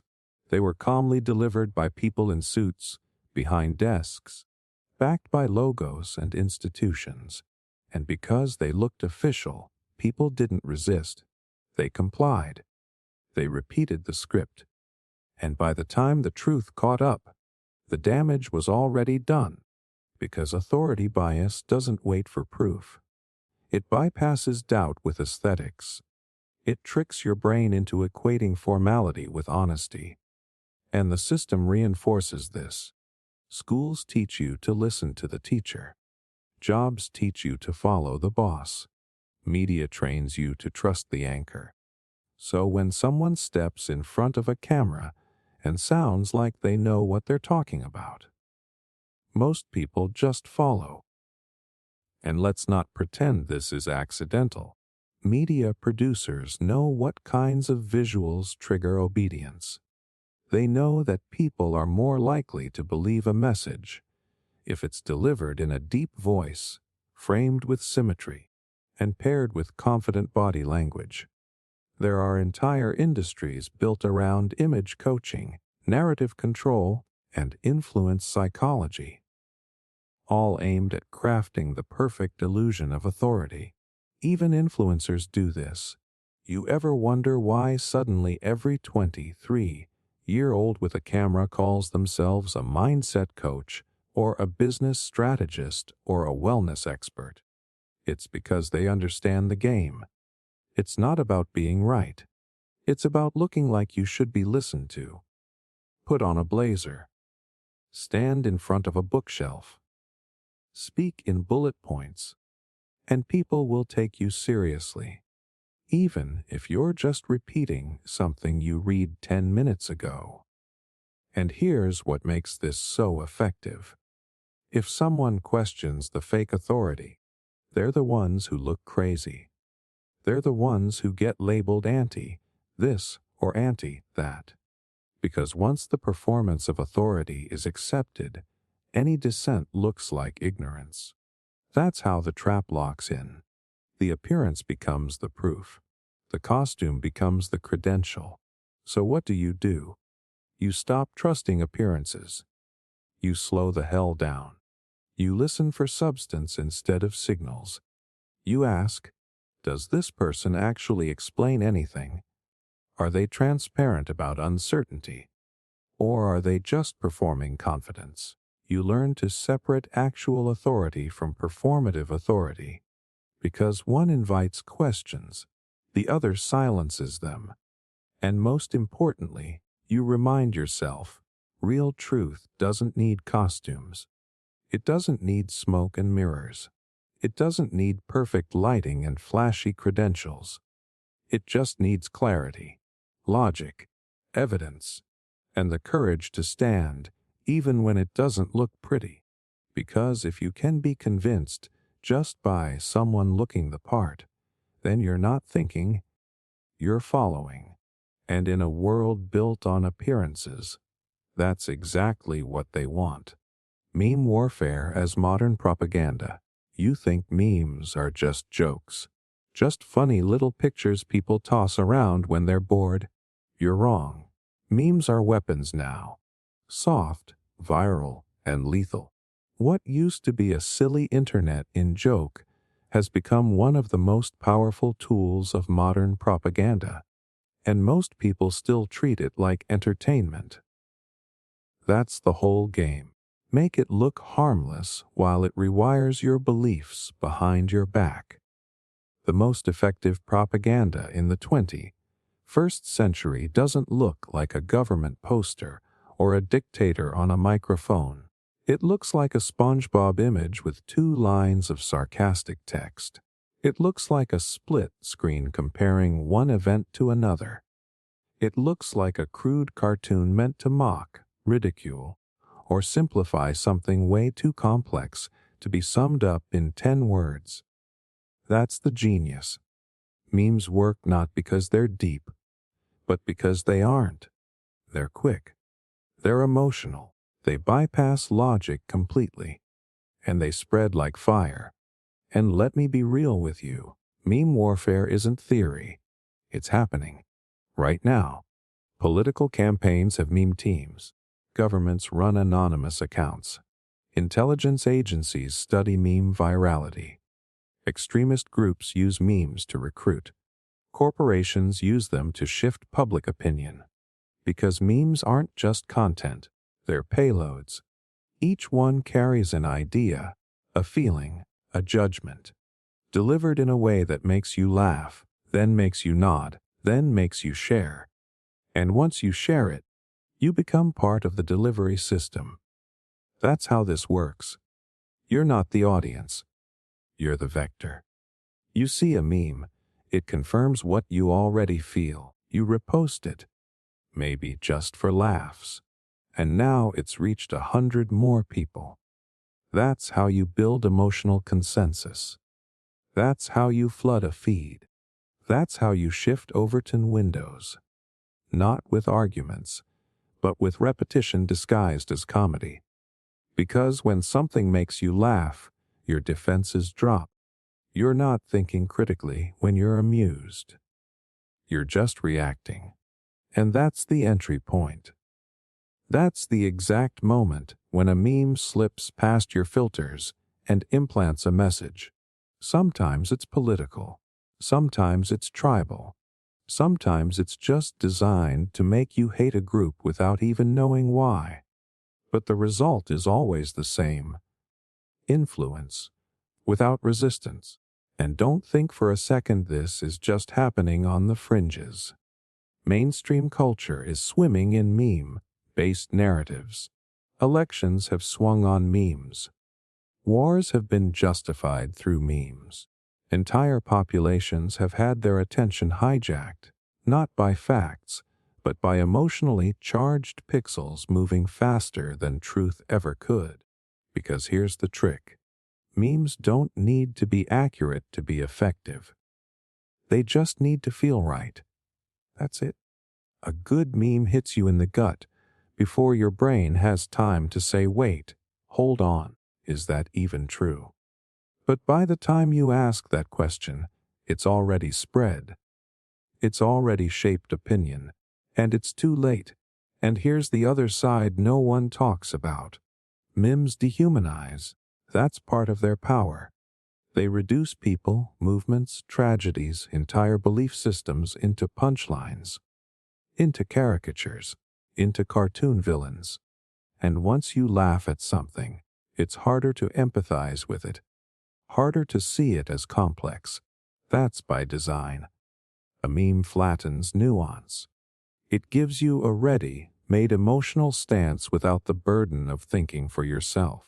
So when you scroll your feed and see the same message over and over, in different images, with different tones, all reinforcing the same punch, ask yourself who benefits from that repetition, who wants you to feel that emotion, who's shaping that laugh.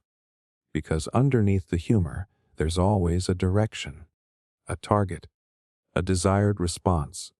And the scariest part, the best meme campaigns don't look like campaigns.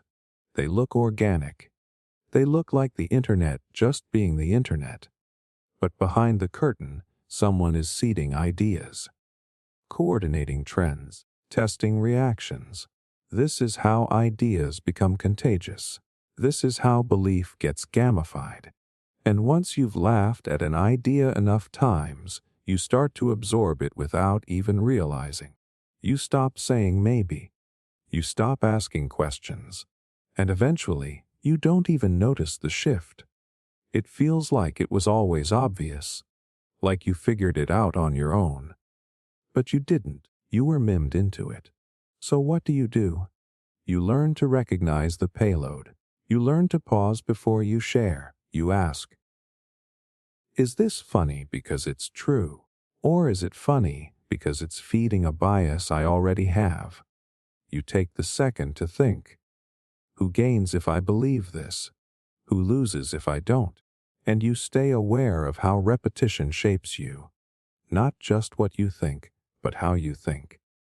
Because in meme warfare, your attention is the battlefield, your emotion is the weapon, and your voice is the prize. This isn't about laughing less. It's about laughing with your eyes open. Pacing and leading. How people are guided unconsciously. You ever find yourself agreeing with someone before you even know where they're going? Like they say a few obvious things, you nod along, and suddenly you're following them straight into an idea you never would have accepted 5 minutes ago. That's not persuasion. That's pacing and leading. It's how skilled manipulators take your hand and guide your mind, without you even noticing you've been led. And here's the uncomfortable part. This technique works because it feels so natural. It's invisible. You don't feel pushed. You feel understood. That's the pacing part. They start by matching your reality. They describe what you already believe. They mirror your language, your rhythm, your emotional state. They create alignment, familiarity, trust. And once that connection is built, once your brain says yes, yes, yes, they pivot. That's the lead. Now they take you somewhere new, somewhere you might have resisted on your own.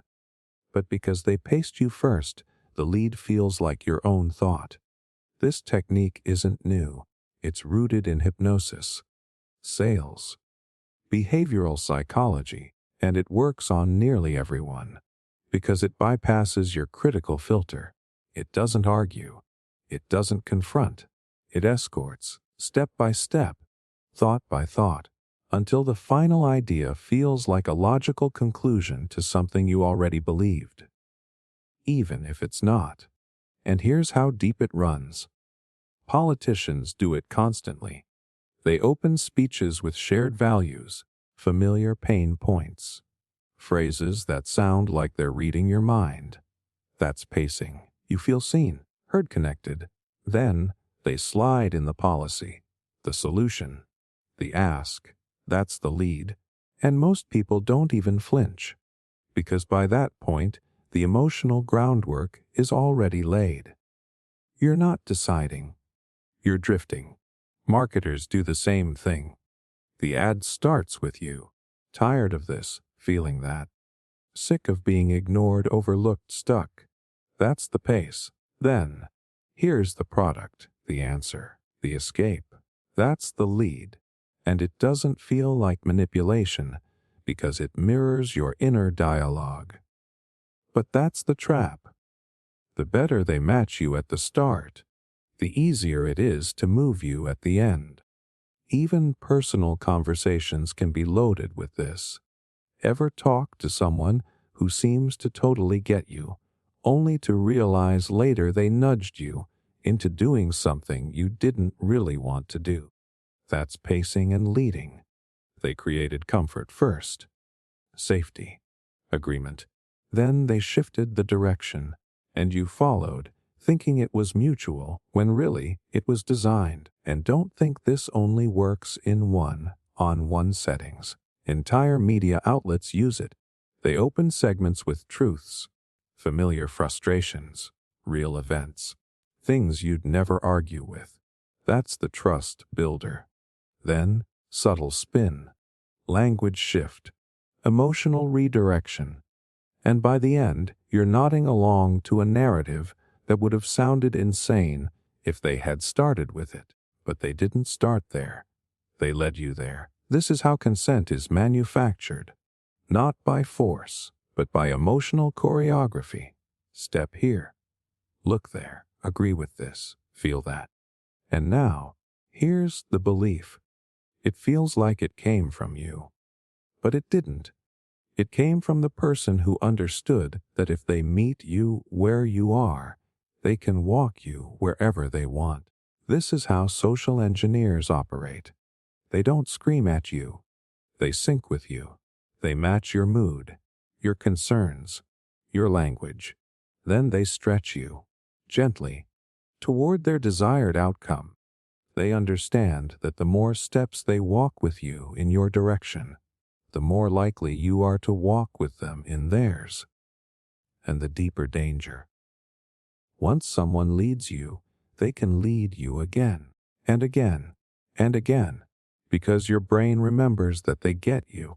So even when the message changes, your guard stays down. That's the long game.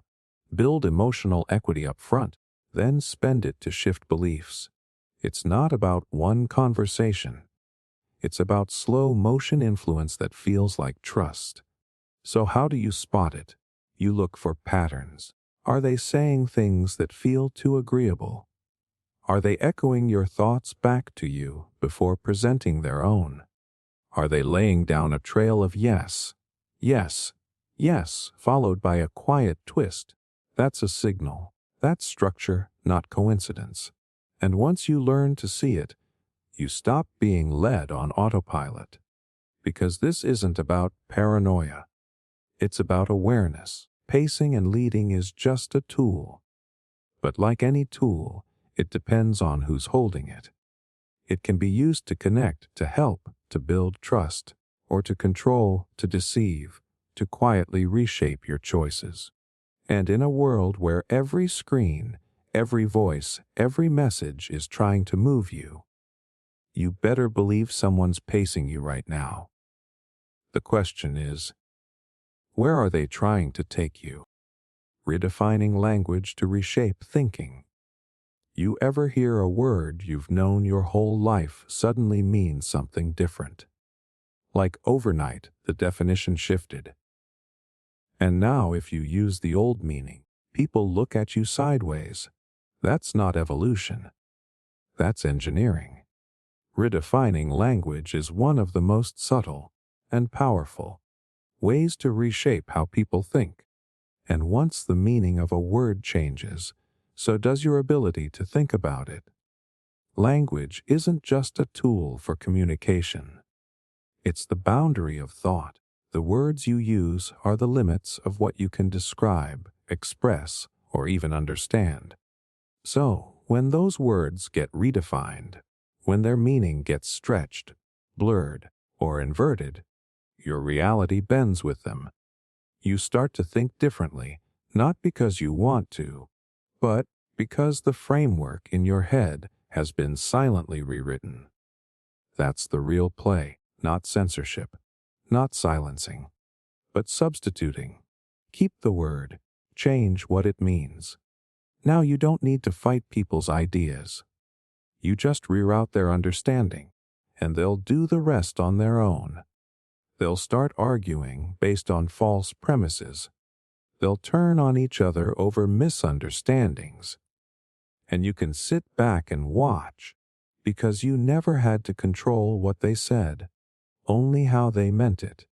Take a step back and think about how many words you hear every day that don't mean what they used to. Words like freedom, safety, violence, equality, science. These are heavy words, foundational words. But in the modern information war, they've been hollowed out and filled with new meaning.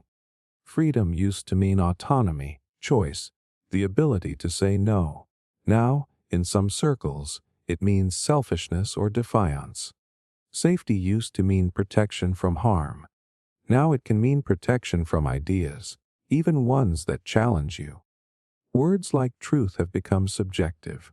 Words like misinformation are now weaponized to shut down disagreement. And all of this happens quietly, through repetition, media framing, and social pressure. That's how thought control works in a clean shirt. Not by banning your speech, but by rerouting your internal map of what the words mean before they ever come out of your mouth. And the crazy part, most people don't notice it happening. They just start adjusting.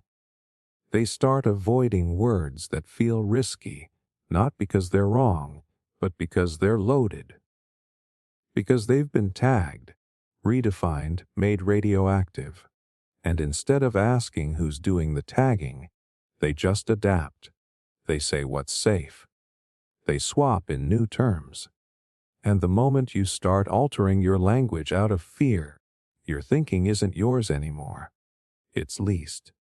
This tactic works because humans process meaning emotionally, not just logically. If you make a word feel bad, people will avoid it. If you make a word feel virtuous, people will flock to it, even if they don't fully understand what it means anymore. That's how manipulation becomes automatic. You're not told what to think. You're given a language that only allows certain thoughts. Orwell talked about this years ago. He said that if you destroy the words, you destroy the ideas they represent. If you remove the ability to name a concept, you remove the ability to resist it. So if you redefine words like oppression, consent, tolerance, not to clarify them, but to politicize them, then soon enough, no one can actually have a conversation without stepping on a linguistic landmine. And when people can't speak freely, they stop thinking deeply. They start repeating, mimicking, playing safe. That's not just compliance. That's control. You see this in real time during every major social or political shift. A new term pops up. It spreads fast. People start using it without fully knowing what it means. Because it signals belonging. It signals awareness. But what they don't realize is they're being handed new tools, with invisible constraints built into the language itself. Once a word gets emotionally charged, either glorified or demonized, it stops being a neutral container for truth. It becomes a trigger, and when people are emotionally triggered, they stop questioning. That's the whole point. And let's be real. This isn't about left or right. Every power structure plays this game. They just paint it in different colors. Religious institutions have done it. Corporations do it. Political parties, activist groups, governments, media outlets. They all understand that whoever defines the terms wins the argument before it even starts. Because if I can get you to agree on the definition, I don't need to convince you of the conclusion. So what do you do about it? You get hyper-aware of language shifts. You start asking, who changed this word? Why? What was the old meaning? What are they trying to make me feel when I hear it now?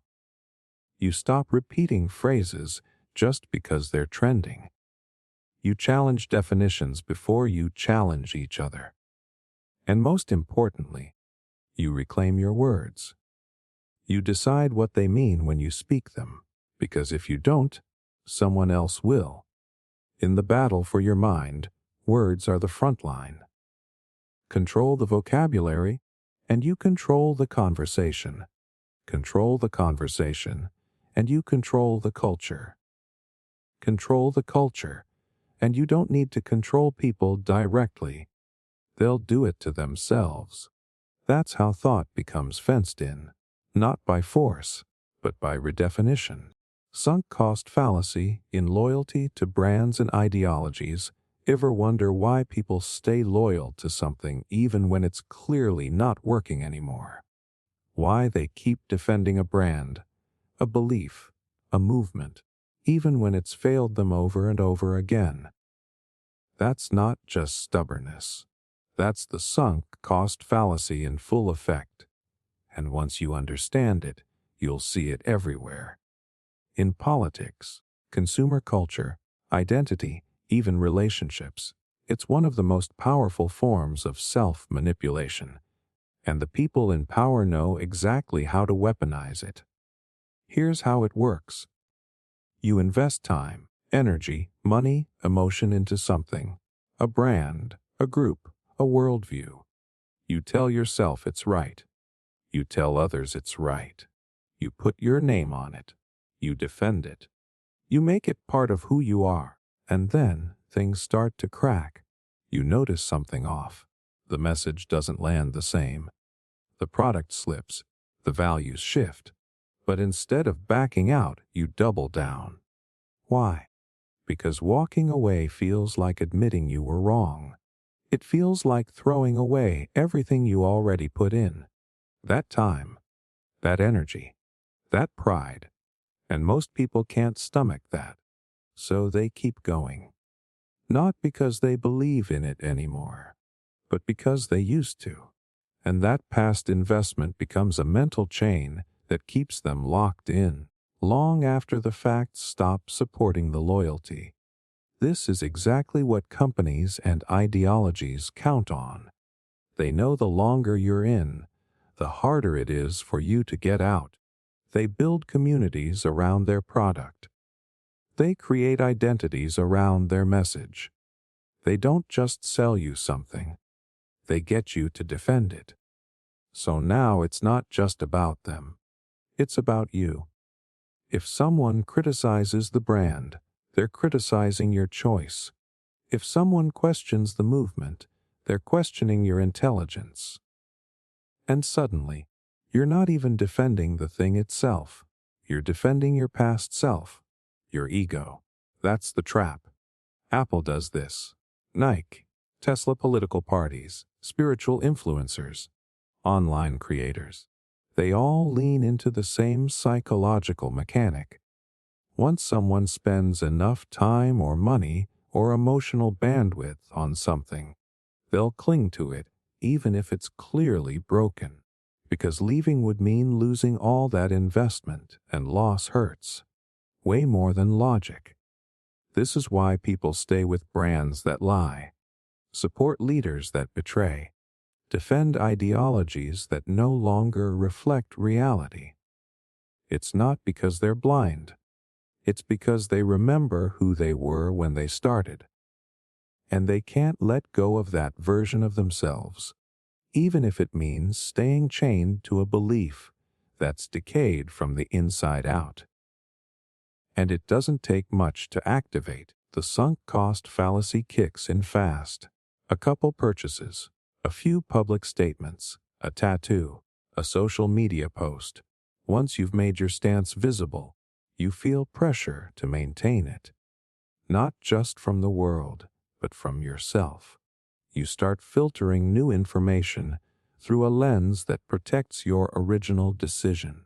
You pick evidence that supports what you already believe, and you ignore the stuff that challenges it, because to accept it would mean accepting that maybe, just maybe, you got played, and that's a hard pill to swallow, so people cling to the brand, to the side, to the belief, even when it turns toxic, even when it no longer serves them, because admitting the truth would mean rewriting their own story.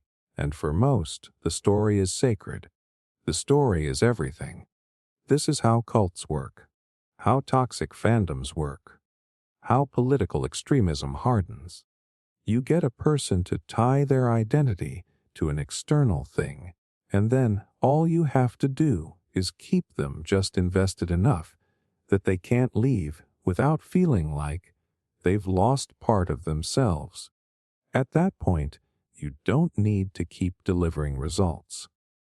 You just need to keep the illusion alive, long enough for them to keep defending it on your behalf. Because once someone internalizes the investment, they become the enforcer.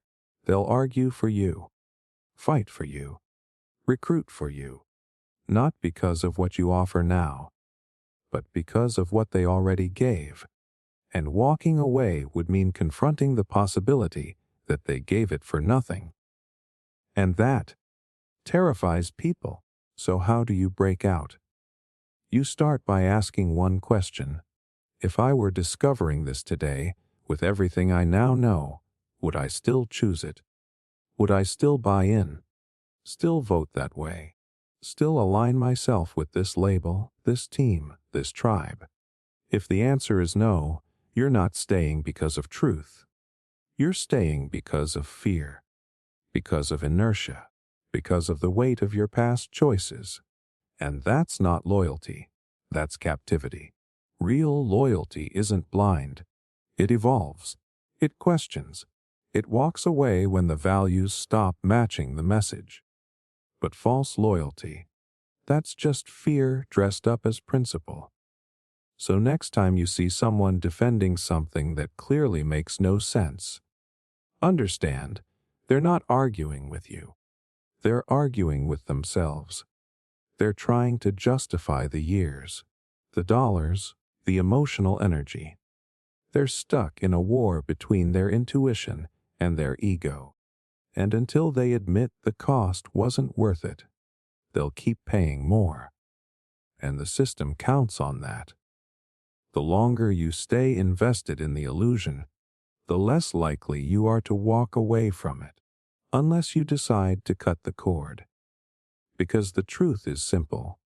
No matter how much you've spent, thrown in, shouted out loud, if it's no longer serving you, the smartest thing you can do is let it go.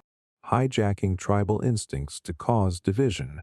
You ever wonder why it feels so damn hard to just talk to people these days? Like no matter how calm you are, how honest your questions are, there's always tension, suspicion, defensiveness. It's like everyone's already chosen a side before the conversation even starts. That's not an accident. That's not random. That's a hijack of your most ancient wiring, your tribal instincts, and it's one of the oldest tricks in the book when it comes to control.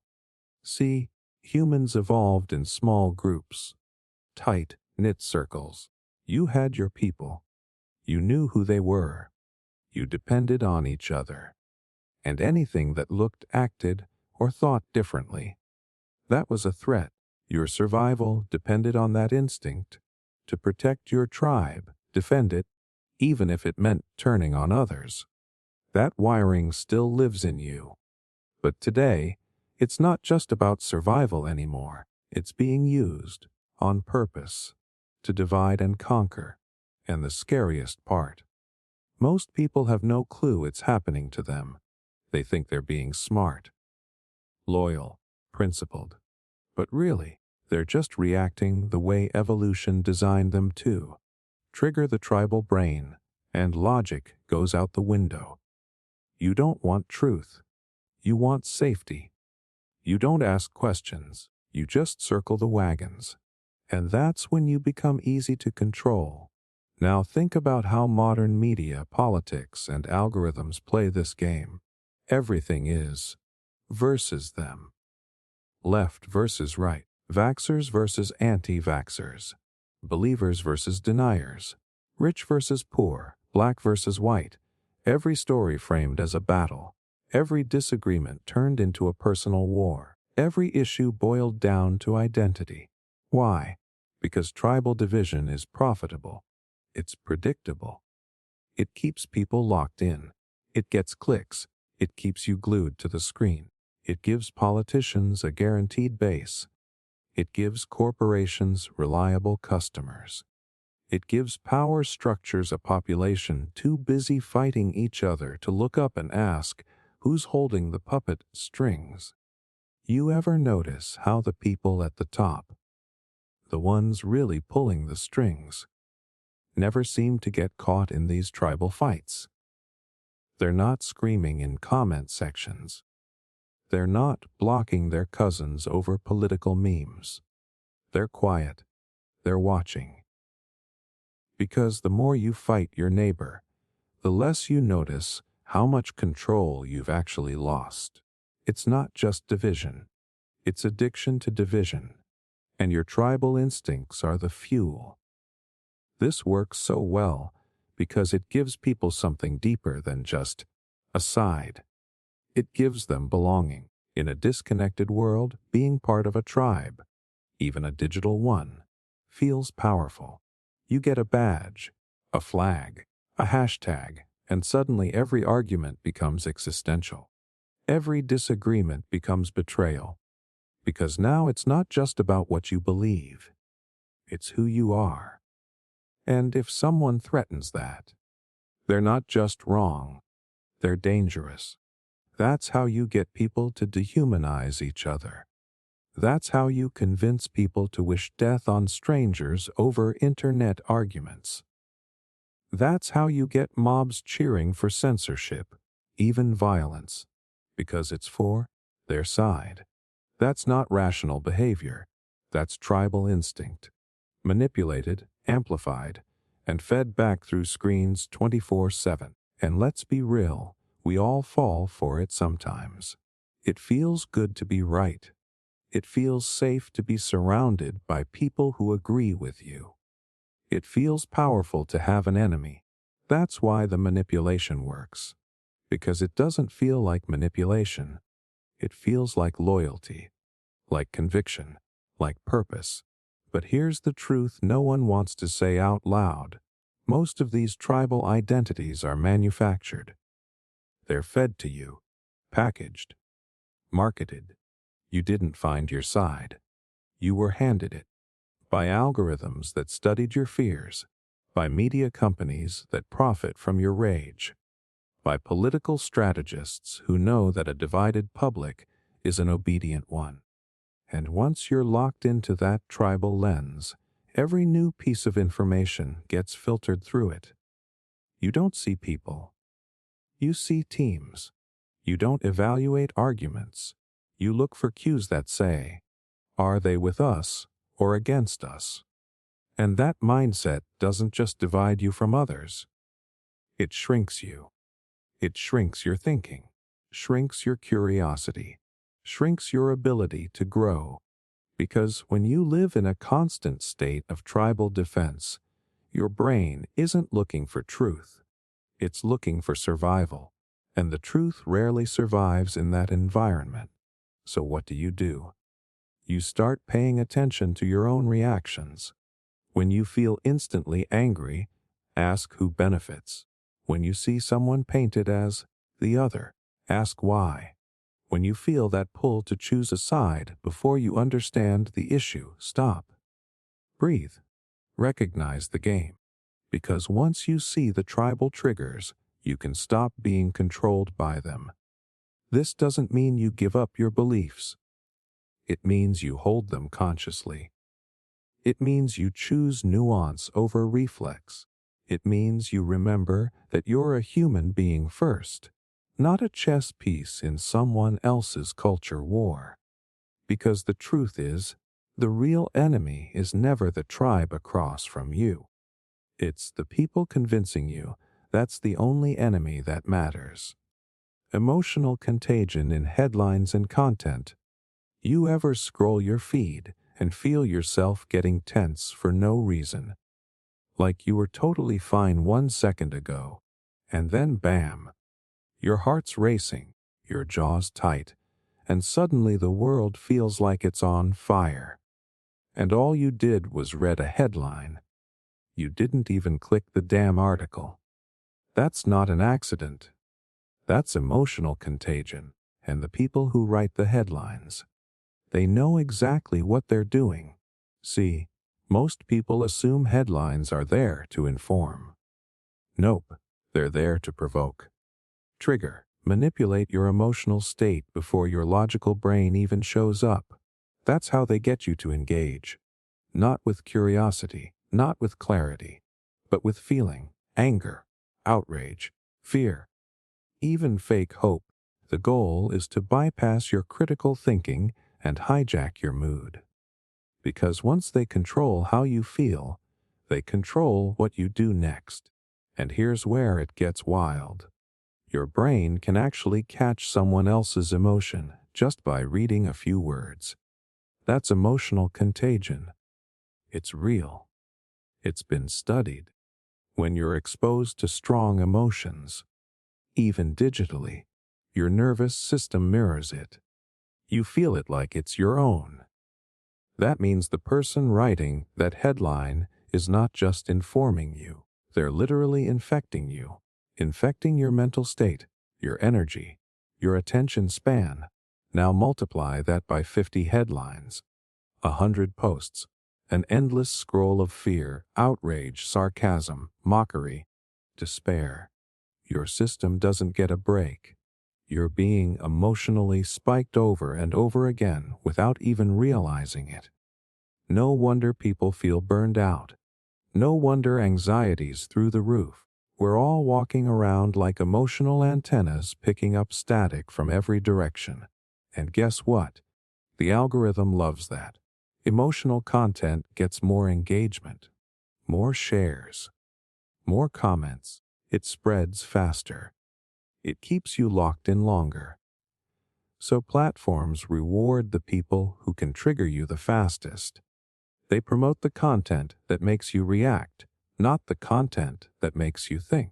So now we've got an entire media ecosystem built on weaponizing your emotions. Journalists, influencers, creators, most of them aren't even trying to inform anymore. They're trying to infect. They're trying to make you feel something strong enough that you can't ignore it. That's why the headline says, "You won't believe what happened next." That's why the thumbnail shows someone screaming or crying. That's why the tweet starts with, "This is disgusting." It's not about accuracy. It's about emotional velocity. And what's crazy is that half the time, the content doesn't even match the headline. You'll click thinking it's one thing, but once you're in, it's either totally exaggerated, missing context, or just straight up irrelevant. But by then, the damage is done. Your emotional state is already hijacked. You're already irritated, upset, fired up. You already took the bait. And here's where it gets dark. When people are constantly in a triggered state, they're easier to control. They're less rational, less curious, less patient. Their worldview shrinks, their tolerance drops. So if you want to keep a population reactive and divided, you don't need facts. You just need feelings. You flood them with headlines that push emotional buttons all day long. Keep them angry. Keep them scared. Keep them distracted. And over time, people lose their baseline. They don't even realize how triggered they are. Everything feels personal. Everything feels urgent. Every piece of content is either a threat or an opportunity to dunk on someone. It's not about understanding anymore. It's about feeling something, constantly. And once that becomes the norm, truth doesn't matter. Nuance doesn't matter. All that matters is who made you feel something first. This isn't just about news. This is happening in entertainment, education, marketing, everywhere. A video doesn't go viral because it's helpful. It goes viral because it spikes emotion. A brand doesn't trend because it's ethical. It trends because it knows how to stir a feeling, pride, anger, nostalgia, envy. It's all manipulation. And it's all so fast, you don't even know it's happening. Think about it. How many times have you reacted to a post, shared a story, gotten worked up over a headline, and then later realized you never even checked if it was true? That's the game. Get you emotional before you get rational. Because emotional people are predictable. Rational people are dangerous. So what can you do? You slow down. You notice your body. You start paying attention to how you feel before and after you consume content. If something spikes you, pause, breathe. Ask yourself, is this mine, or did someone just plant it in me? Because once you start recognizing emotional contagion, you can stop spreading it. You can stop being infected by it. And the more you do that, the clearer things get. You stop falling for outrage traps. You stop getting played by fear headlines. You stop being yanked around by people who profit from your nervous system. Because at the end of the day, your emotional state is a resource, and the system is designed to drain it. One headline at a time. Sabotaging critical thinking through school systems. Most people think school is where you learn how to think. But the truth is, for a lot of us, school is where we learned how to obey, not how to question, not how to challenge, just how to sit still, memorize, regurgitate, and move on. And once you really look at how the system's set up, the bells, the standardized tests, the authority worship, the fact that curiosity actually gets penalized, you realize maybe that's not a bug. Maybe that's the point. Because a population trained to ask real questions, that's a threat. A generation that's comfortable with uncertainty, that doesn't panic when the answer isn't in the textbook, that's dangerous to systems built on compliance. But turn that curiosity off early. Train kids to prioritize right answers over deep understanding. And you don't just dull their minds. You shape them to never question the game they're in. And here's the trick: it doesn't look like sabotage. It looks like discipline. It looks like structure. It looks like responsibility. But underneath that polished surface, there's a silent war going on, not over what kids learn, but how they're allowed to think. Look at how the school day is structured. You sit in rows. You speak only when called on. You have to ask for permission to go to the bathroom. Every hour is dictated by a bell, like a factory. That's not education. That's conditioning. That's training for a life where authority is always right, where your time is never your own, and where questioning the system gets you labeled as disruptive instead of intelligent. And let's talk about the content. How often were you taught to hold two conflicting ideas in your head and examine both? How often were you encouraged to challenge your teacher's perspective? How often were you rewarded for asking, "Why are we learning this?" instead of, "Will this be on the test?" You probably already know the answer. The system punishes curiosity and rewards compliance. That's not a flaw. That's programming. Now imagine the long-term impact of that. By the time you hit adulthood, your mind has been trained to value certainty over exploration, to fear being wrong more than you value being real, to look to outside authority for answers instead of building the muscle to think independently. So when a crisis hits, when propaganda floods your screen, when someone in a suit tells you, "This is the truth," you don't ask if it makes sense. You ask, "Is this what I'm supposed to believe?" That's not education. That's control, and it goes deeper. You ever notice how school teaches what to think about, but not how to think? You get fed historical dates, mathematical formulas, literary interpretations, but nobody teaches you how to recognize a logical fallacy. Nobody teaches you how to deconstruct a narrative or spot manipulation in media. You graduate knowing how to pass a test, but not how to navigate the real world without getting played. That's not a coincidence. That's design. The school system wasn't built to produce thinkers. It was built to produce workers, passive participants. People who follow instructions, hit quotas, and don't question the big picture. That model worked fine in the industrial age. But now, in the age of information, when the ability to think critically is the only real protection you have, that system isn't just outdated, it's dangerous. Because when people don't know how to think, they become easy to scare, easy to divide, easy to manipulate with simple slogans and emotional headlines. And that's exactly what we're seeing now. Generations of people who got top grades, but never learned how to detect a lie, who followed every rule, but never learned how to spot a trap. And before you blame the teachers, don't. Most of them are just as trapped in this system as the students. They're given rigid curricula, impossible standards, and bureaucratic oversight that kills any room for real exploration. The ones who try to break the mold often burn out or get pushed out, because critical thinking doesn't fit neatly into a standardized bubble. It's messy, it's slow, it's dangerous to the status quo. So what's the result?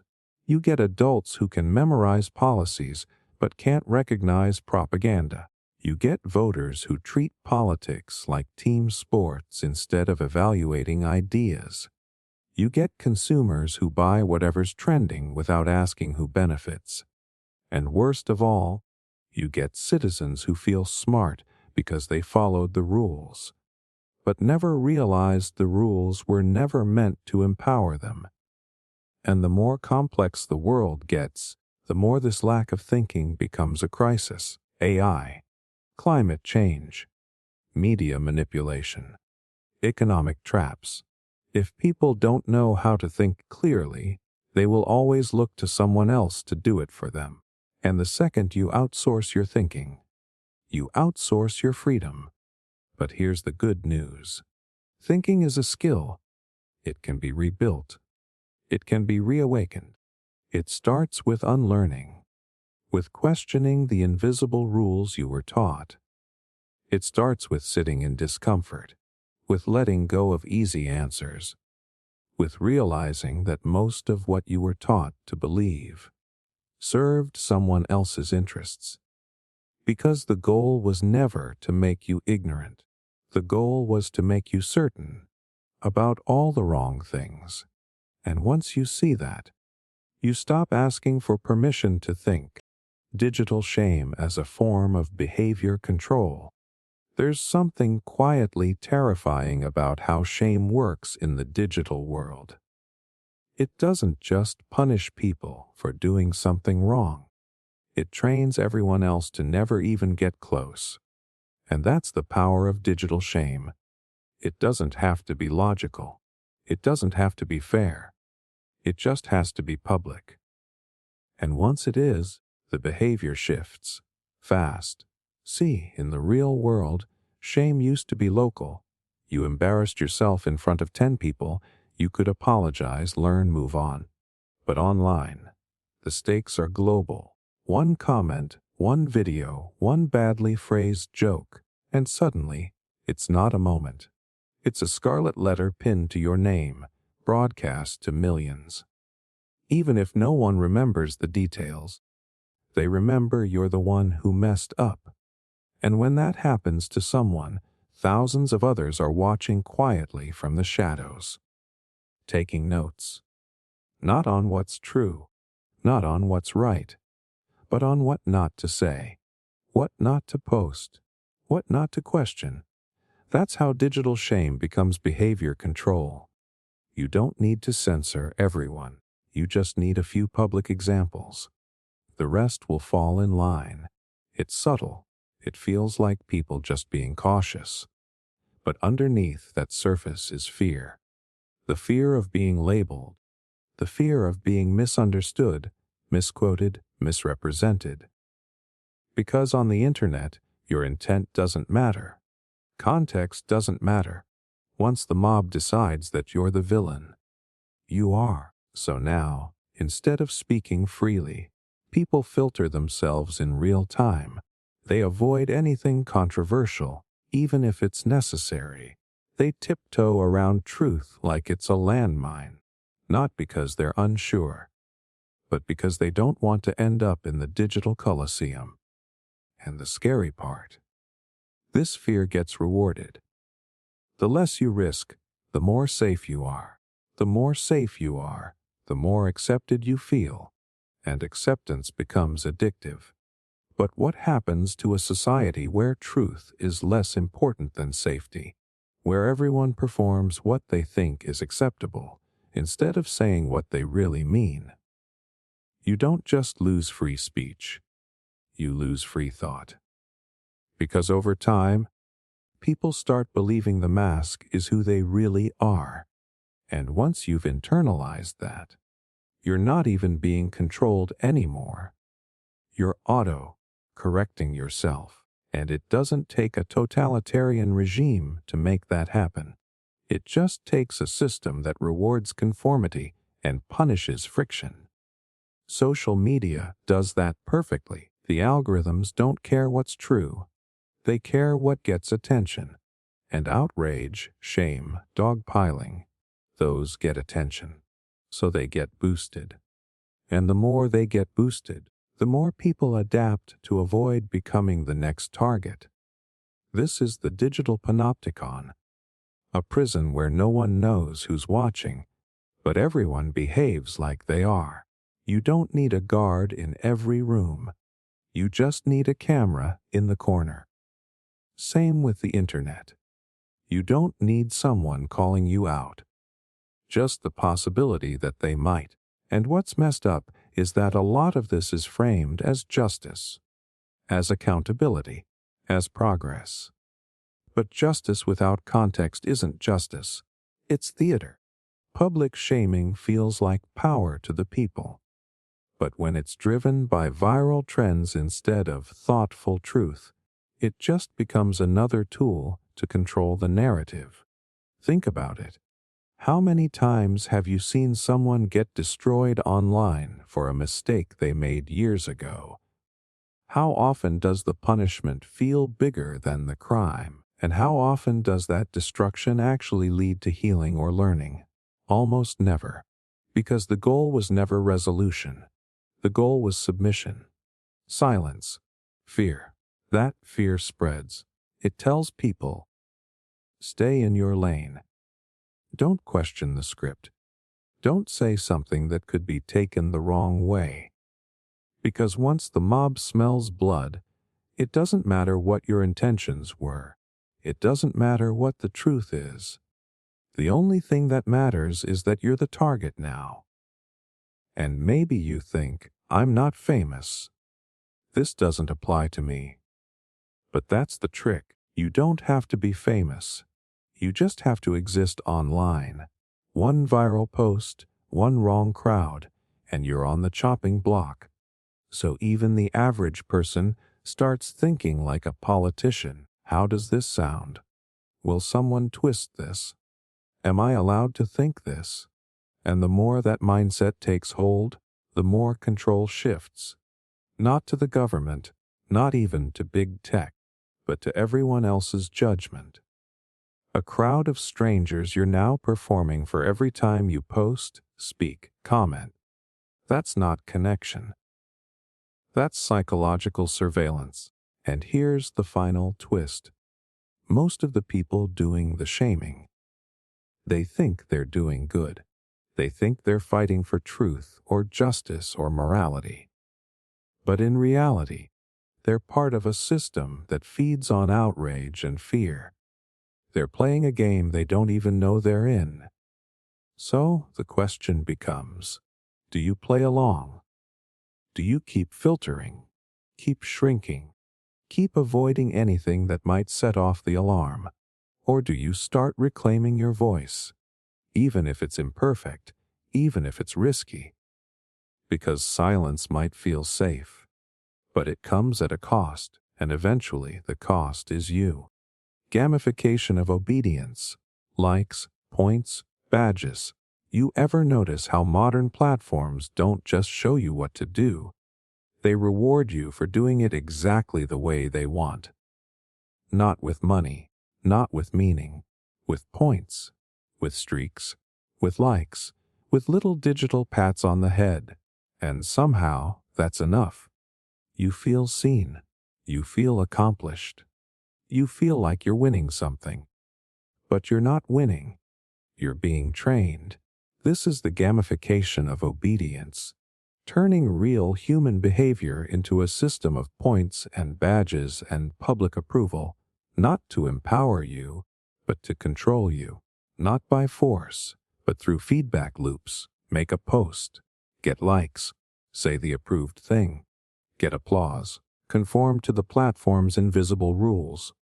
And you're rewarded, break them, and you're punished not always with bans or censorship, but with silence, with shadow bans, with the quiet feeling that maybe it's just safer to stay in line. And what's wild is how quickly we internalize this system. We don't even question it. We chase the metrics like they're real. We post.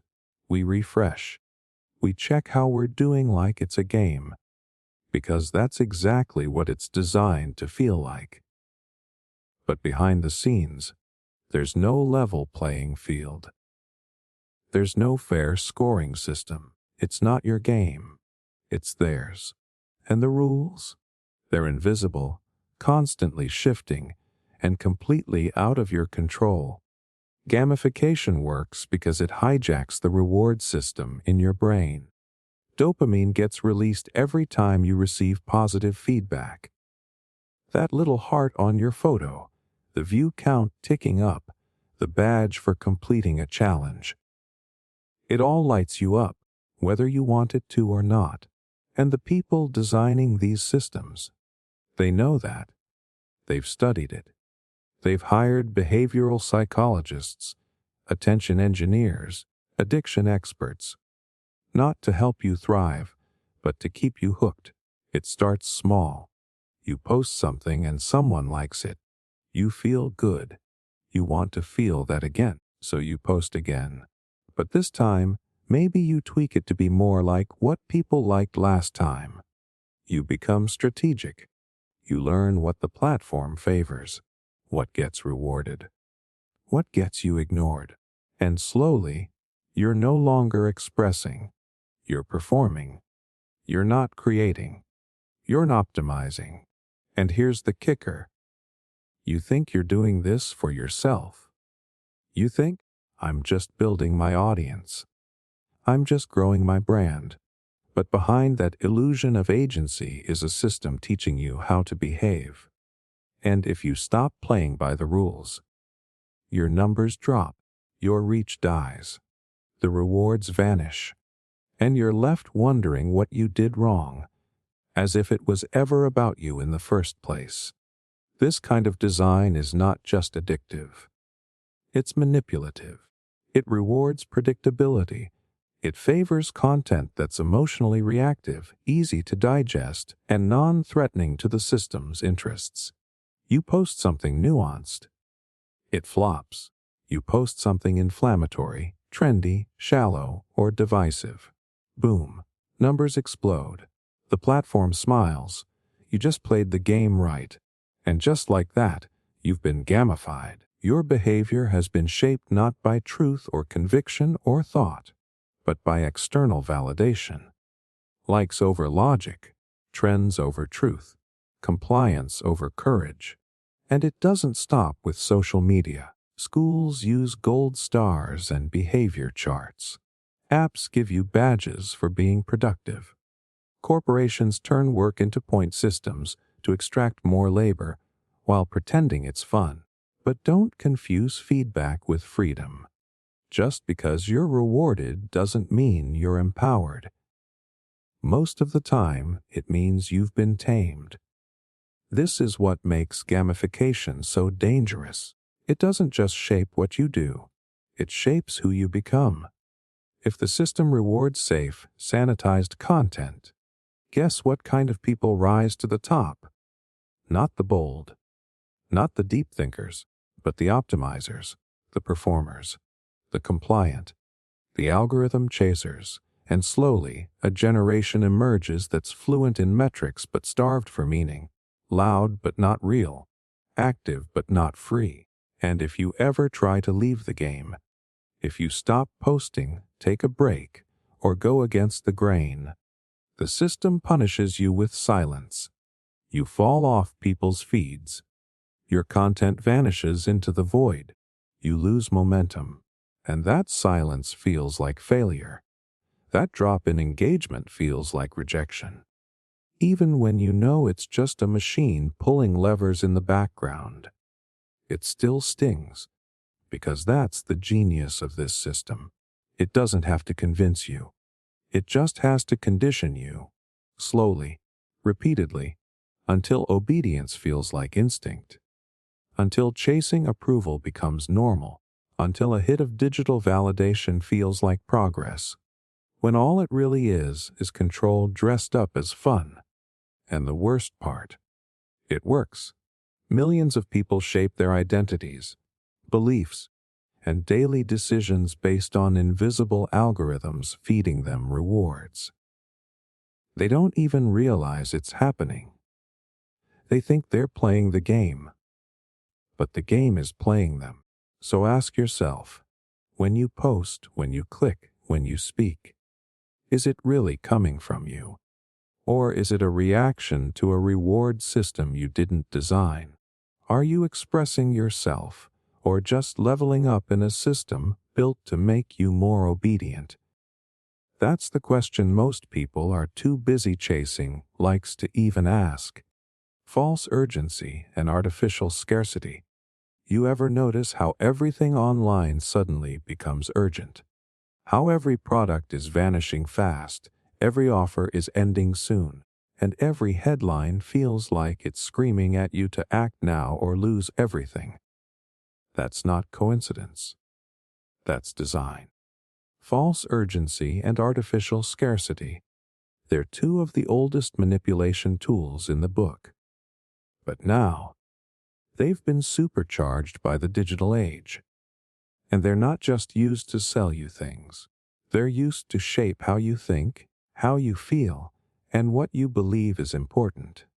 And here's the trick. The panic they create. It feels real. Your heart rate goes up. You feel that tension in your gut, that voice in your head that says, I gotta act fast. I'll miss out.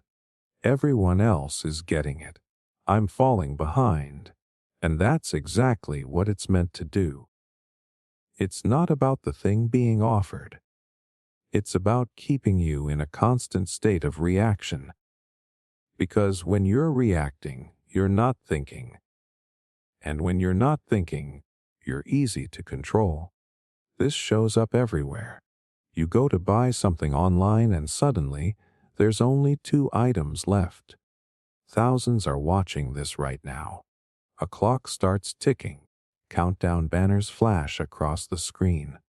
And what's crazy is, most of it isn't even real. The item's not running out. No one's really watching. The countdown resets the second you refresh the page. It's all theater. But your nervous system doesn't know that. It responds the same way it would if a lion were chasing you. Act now or get eaten. That's the vibe they're going for. And it works. Why? Because of loss aversion. Psychologically, we're wired to hate losing something more than we enjoy gaining it. So when scarcity is faked, our brain doesn't stop to ask if it's true. It just panics. That's why false urgency is so powerful. It creates imagined losses, and then sells you the escape. But here's where it gets darker. This tactic isn't just used to move product. It's used to move people. News cycles now run like flash sales. Urgent updates, breaking alerts, last chance to care about this story before the next one hits. There's no time to pause, no time to research, no time to question. Just click share, react, move on. It turns serious issues into momentary impulses. And suddenly, everything feels important, but nothing gets processed. And in that chaos, deeper agendas can slip through unnoticed. While everyone's focused on the fire in front of them, a quiet decision gets made behind the scenes. A policy gets passed. A narrative gets shifted. You don't even see it, because your attention's been hijacked by urgency. This isn't about information. It's about control. Control of time. Control of thought. Control of your ability to step back and ask, wait, who's benefiting from all this panic? Artificial scarcity does the same thing, but with a twist. It creates value out of thin air by making you believe something is rare. Limited edition. Only available for the next 100 people. Exclusive access. Members only. You know how many digital courses, NFT drops, and online offers use this tactic? Almost all of them. Not because the thing is rare, but because your fear of missing out is real. And they're not selling the product. They're selling that fear. That's the game. Get you to act quickly. Get you to act emotionally. Because the moment you slow down and start thinking critically, the whole illusion collapses. You realize that urgency was fake, that scarcity was manufactured, that the value was never in the thing. It was in the feeling you were tricked into chasing. But it's not just consumer stuff. Even in politics, urgency and scarcity are weaponized constantly. This is our last chance to save democracy. If we don't vote now, it's over. Only this leader can fix it. Only this group is pure. It creates panic-driven loyalty. You stop evaluating options, and you start clinging to the one thing that promises relief. Even if it's toxic, even if it's manipulative. It doesn't matter. It feels like safety in a storm that someone else created. And that's the part most people miss. The urgency they feel. The scarcity they sense. It's not natural. It's scripted. It's injected into your feed, your mind, your nervous system, to keep you moving fast. So fast that you don't notice who's pulling the strings. Because think about it. When you're calm, when you're grounded, when you don't feel rushed, you make different choices. You don't click as much. You don't buy as much. You don't follow blindly. You start to ask real questions. You start to resist the pressure. You remember that you have time, that you have power, that maybe the fire they're yelling about isn't even real. Or worse, maybe they lit it themselves. That's the real threat. A calm, thinking human being is dangerous to systems that rely on urgency. They can't manipulate you if you don't feel rushed. They can't sell you fear if you're not scared. So they keep the pressure on, always. But the next time you feel that twitch, that feeling of missing out, of needing to act now, of being left behind if you don't click fast enough, pause. Ask yourself, is this real? Or is someone just turning up the heat so I stop asking questions? Because 9 times out of 10, it's not urgency. It's a trap. And once you see it, you don't fall for it. You break the cycle, and you take your attention back. Celebrity worship to distract from systemic issues. Let's get something straight. The obsession with celebrities isn't just harmless entertainment. It's a distraction strategy. A massive, global-level decoy. The flashing lights, the scandals, the red carpets, the interviews, the fake drama. None of it is accidental. It's a carefully constructed circus designed to keep your eyes off what actually matters.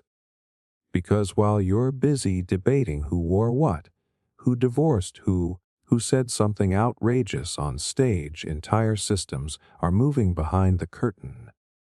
Policies get passed, rights get eroded, billion-dollar deals go down, and barely anyone notices, because everyone's locked in on what Taylor Swift posted or which influencer got canceled this week. And look, it's not about hating celebrities. Most of them are just playing their role. Some are talented. Some are clueless. But that's not the point. The point is why our culture is engineered to care so deeply about people we'll never meet, instead of the systems shaping our lives. You ever ask yourself why celebrity news is so loud, so constant? Why it floods your feed even when you never clicked on it? Why it shows up on the front page of major news outlets, treated with the same urgency as war or economic collapse? Because attention is power. And whoever controls your attention controls what you think is important. Celebrity worship hijacks that.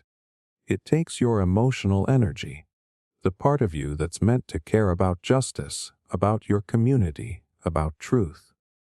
And it funnels it into a fantasy, a soap opera, a never-ending performance where you get to feel like you're participating without actually risking anything. You argue in comment sections like it's real. You cry over strangers. You cheer for them. You defend them like they're family. Meanwhile, the world around you is burning, and no one's talking about it, because everyone's talking about celebrities. And here's what's wild. Most of the drama you see, manufactured, planned, released on schedule. A scandal breaks out right when something inconvenient is happening politically. A breakup goes viral the same week a corporation gets caught exploiting workers. It's not coincidence. It's a playbook. Because nothing diffuses collective anger faster than giving people a spectacle. If people are starting to get too loud, too aware, too united, distract them. Give them something juicy.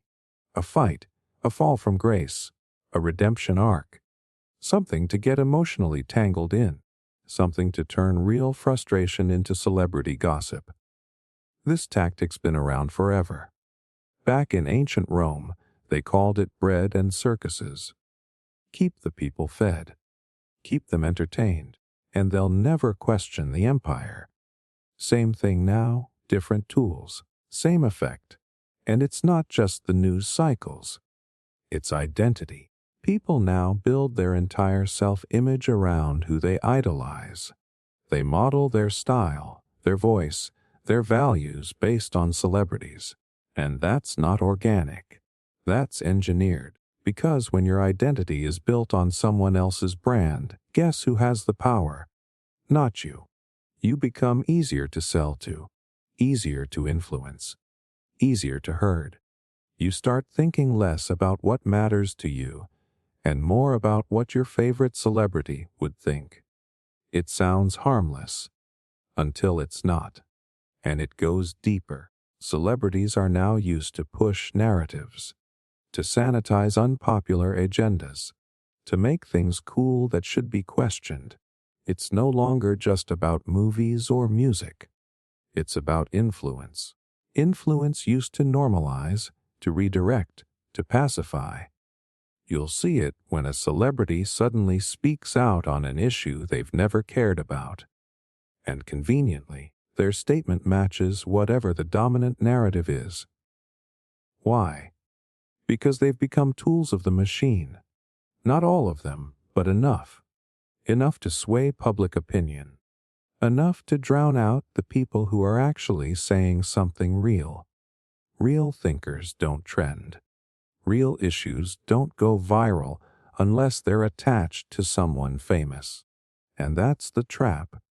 People stop trusting truth unless it comes from someone with a blue check. So instead of focusing on the corrupt systems grinding people down, we focus on celebrities pretending to be activists. We celebrate them for speaking up, even when what they're saying is shallow, safe, or straight up scripted, because it feels like progress. But it's not. It's theater, and we keep clapping like it means something. Meanwhile, poverty gets worse. Education systems rot. Mental health explodes. Freedoms shrink. But we don't riot. We don't resist. We refresh the feed. We argue about award shows. We wait for the next headline to tell us what matters. That's the cost of celebrity worship. Not just wasted time, but stolen attention, stolen outrage, stolen clarity. And the people at the top, they know exactly what they're doing. Because the more invested you are in someone else's fantasy, the less dangerous you are to their reality. It's not a coincidence that society teaches you every detail about a pop star's relationship, but not how money works, or how to spot propaganda, or how to challenge a broken system. Because if you knew that, you'd be harder to control, and that's the whole point A distracted mind is a docile mind. A starstruck public is a silent public. And as long as we're more obsessed with celebrities than we are with justice, change, or truth, the system wins. Every time.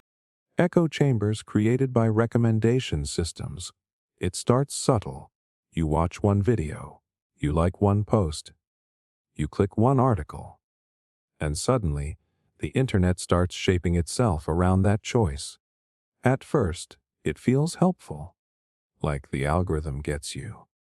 But what it's actually doing is building a cage, one that looks like comfort, but functions like control. Because behind every scroll, every autoplay, you might also like, there's an invisible system making decisions for you. What you see, what you don't, what voices get amplified, which ones disappear. It's not just showing you content, it's shaping your worldview. And the scariest part, it feels like you're the one in control. But you're not. That's the genius and the danger of recommendation systems. They feed you more of what you already engage with, more of what confirms what you believe, more of what feels familiar, and less of anything that might challenge you. It creates a feedback loop so tight, you don't even realize you're inside it. Now you're not just watching content. You're being trained to think a certain way, react a certain way, ignore certain information. The more you click, the more it narrows, until one day you're convinced the whole world agrees with you, because that's all you see. That's what we call an echo chamber, a perfectly curated bubble where your beliefs bounce back at you louder every time. And it doesn't happen by accident. These systems are designed to maximize engagement, and controversy is addictive. Outrage is addictive. Tribalism is addictive. So they feed you content that keeps your emotions high and your mind closed. Because the more extreme the content, the longer you stay. The longer you stay, the more ads you see. The more ads you see, the more money they make. It's not about truth. It's not about balance. It's about keeping you locked in, emotionally hooked, mentally spun, and deeply convinced you're on the right side of everything. And it works across the board. Politics, health, news, identity. Doesn't matter. Once you start leaning one way, the algorithm doesn't just support your view. It exaggerates it. It pushes you further, makes you angrier, more certain, more loyal to your side, and more hostile to anyone outside of it. It turns difference into division, debate into war, and all you did was click. You want to know why people feel so divided today? Why conversations feel impossible? It's not just because opinions changed. It's because realities changed. We're not living in the same informational world anymore. We're in parallel universes, shaped by what we're shown, fed by what we've already seen, and hardened by what we're not allowed to see.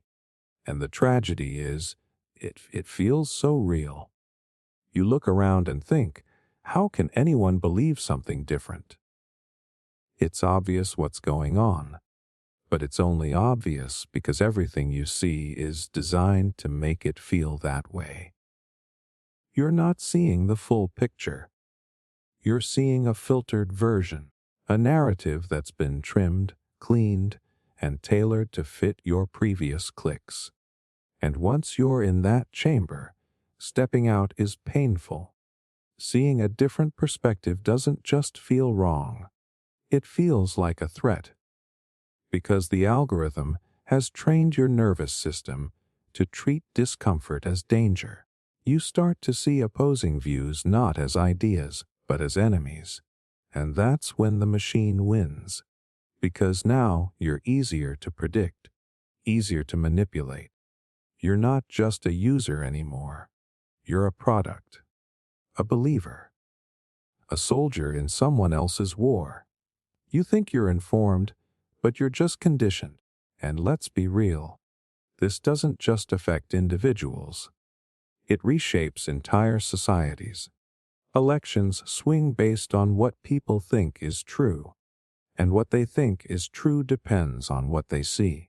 Public discourse gets hijacked, consensus gets faked, entire groups get radicalized, and it's not because people are stupid. It's because the system is smart, smart enough to study your behavior down to the millisecond, to map your emotional patterns, to predict what you'll click next, and to feed you just enough dopamine to keep you coming back, without ever noticing you're being cornered into a narrower and narrower worldview. And we wonder why everything feels more extreme now. Why everyone's yelling and no one's listening. It's not that the world suddenly went crazy. It's that the platforms we live on are designed to drive us crazy. Not for political reasons, for profit. They don't care what side you're on, as long as you stay inside, as long as you keep clicking, as long as the echo chamber gets louder. So if you're starting to feel like everyone else is brainwashed, ask yourself first, what have you been fed? When's the last time you questioned the content you were shown? When's the last time you deliberately searched for the other side, not to hate it, but to understand it? Because breaking out of the echo chamber isn't just an intellectual move. It's emotional. It's uncomfortable. It takes humility. It means admitting you've been manipulated, not because you're weak, but because the system is that good. And once you see that, you get a choice: stay in the loop or break it. And only one of those paths leads to actual clarity. Decentralized misinformation to create confusion. At some point, the goal stopped being to convince you of one specific lie. The strategy shifted. Now it's about overwhelming you with so many versions of the truth that you stop trusting any of them.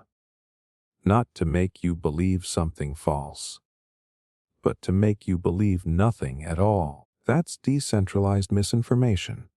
And it's a weapon.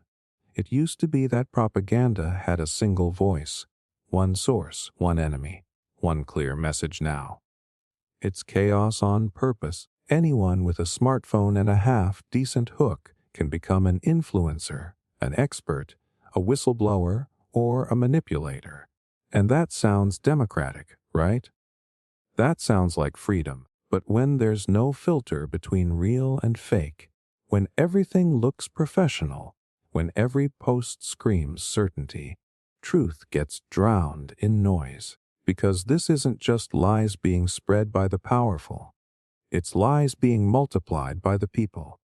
Reposted, repackaged, made viral.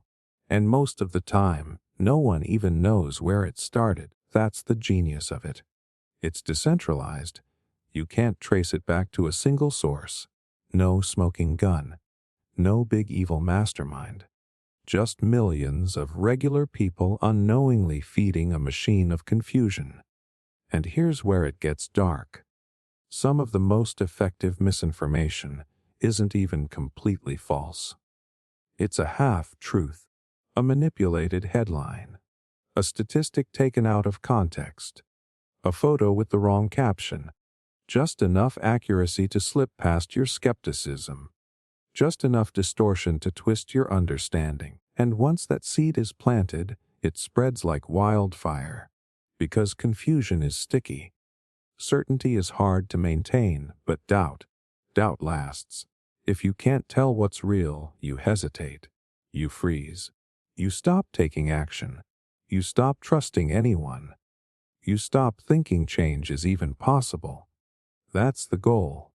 Not to mislead you into the wrong belief. To exhaust you into no belief at all. This is why you'll see 20 versions of the same event online. Each one completely different. Different footage. Different angles. Different interpretations. Some posts screaming outrage. others calling it fake, some saying it's a conspiracy, others saying it's nothing, until you finally give up and say, nobody knows what's true anymore. That's the win. Because the people who benefit most from a confused population aren't the ones screaming the loudest. They're the ones staying quiet while everyone else fights. They don't need to control the story. They just need to flood the zone with noise. And once that noise reaches a certain level, the public turns inward, starts distrusting institutions, media, leaders, friends, even their own thoughts. And when that trust dies, guess what fills the gap? Influence. Not from truth, but from confidence. From whoever says things the loudest, the simplest, the most emotionally charged. The algorithm doesn't reward nuance. It rewards certainty. So the voices that rise to the top are rarely the ones that are right. They're just the ones that feel right in the moment, and people follow feelings when logic is overloaded. That's not stupidity. That's survival. When your brain is flooded with contradiction, it reaches for simplicity. It wants relief. It wants something solid. And in a world where misinformation is everywhere, the most dangerous voice isn't the liar. It's the one who tells you they have all the answers. This is where decentralized misinformation becomes something bigger. It becomes psychological warfare. Because now, every person is both a target and a transmitter. You see something that aligns with your emotion, you share it. Not because it's verified, because it feels true. And once it spreads enough, it becomes its own reality. Doesn't matter if it's fake. People believe it. They act on it. They vote on it. They riot over it. They divide over it. And that division is part of the plan. Because when people are divided and confused, they're easier to control. You don't need to censor them. Just make sure they can't agree on what's real. You don't need to silence them.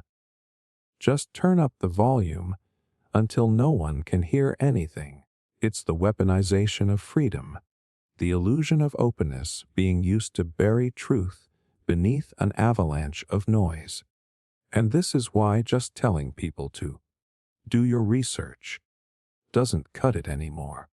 Most of the information people find is already filtered through algorithms designed to confirm what they already believe. We're past the point of information scarcity. We're drowning in it. And the worst part, the average person still thinks they're informed, still thinks they're seeing the full picture, still thinks they've done their homework, because they scrolled through enough content that felt right. But what they've actually done is build a tower of half-truths on a foundation of manipulated noise. And from that tower, they argue, they fight, they vote, all while the architects of confusion stay completely untouched. That's what makes decentralized misinformation so effective. There's no single villain to blame. No government to topple. No channel to turn off. It's everywhere. And it's us. And unless you get intentional, unless you step back, slow down, question your own emotional reactions, question the source of your certainty, you stay stuck in the fog.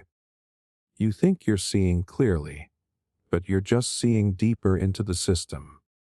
So next time you feel overwhelmed, when you're seeing 10 versions of the same story, when nothing makes sense and everyone's screaming, pause. That's not a glitch. That's the point. You're not meant to figure it out. You're meant to give up. Don't. Because once you see the tactic, you can't unsee it. And once you know the confusion is by design, you become harder to fool.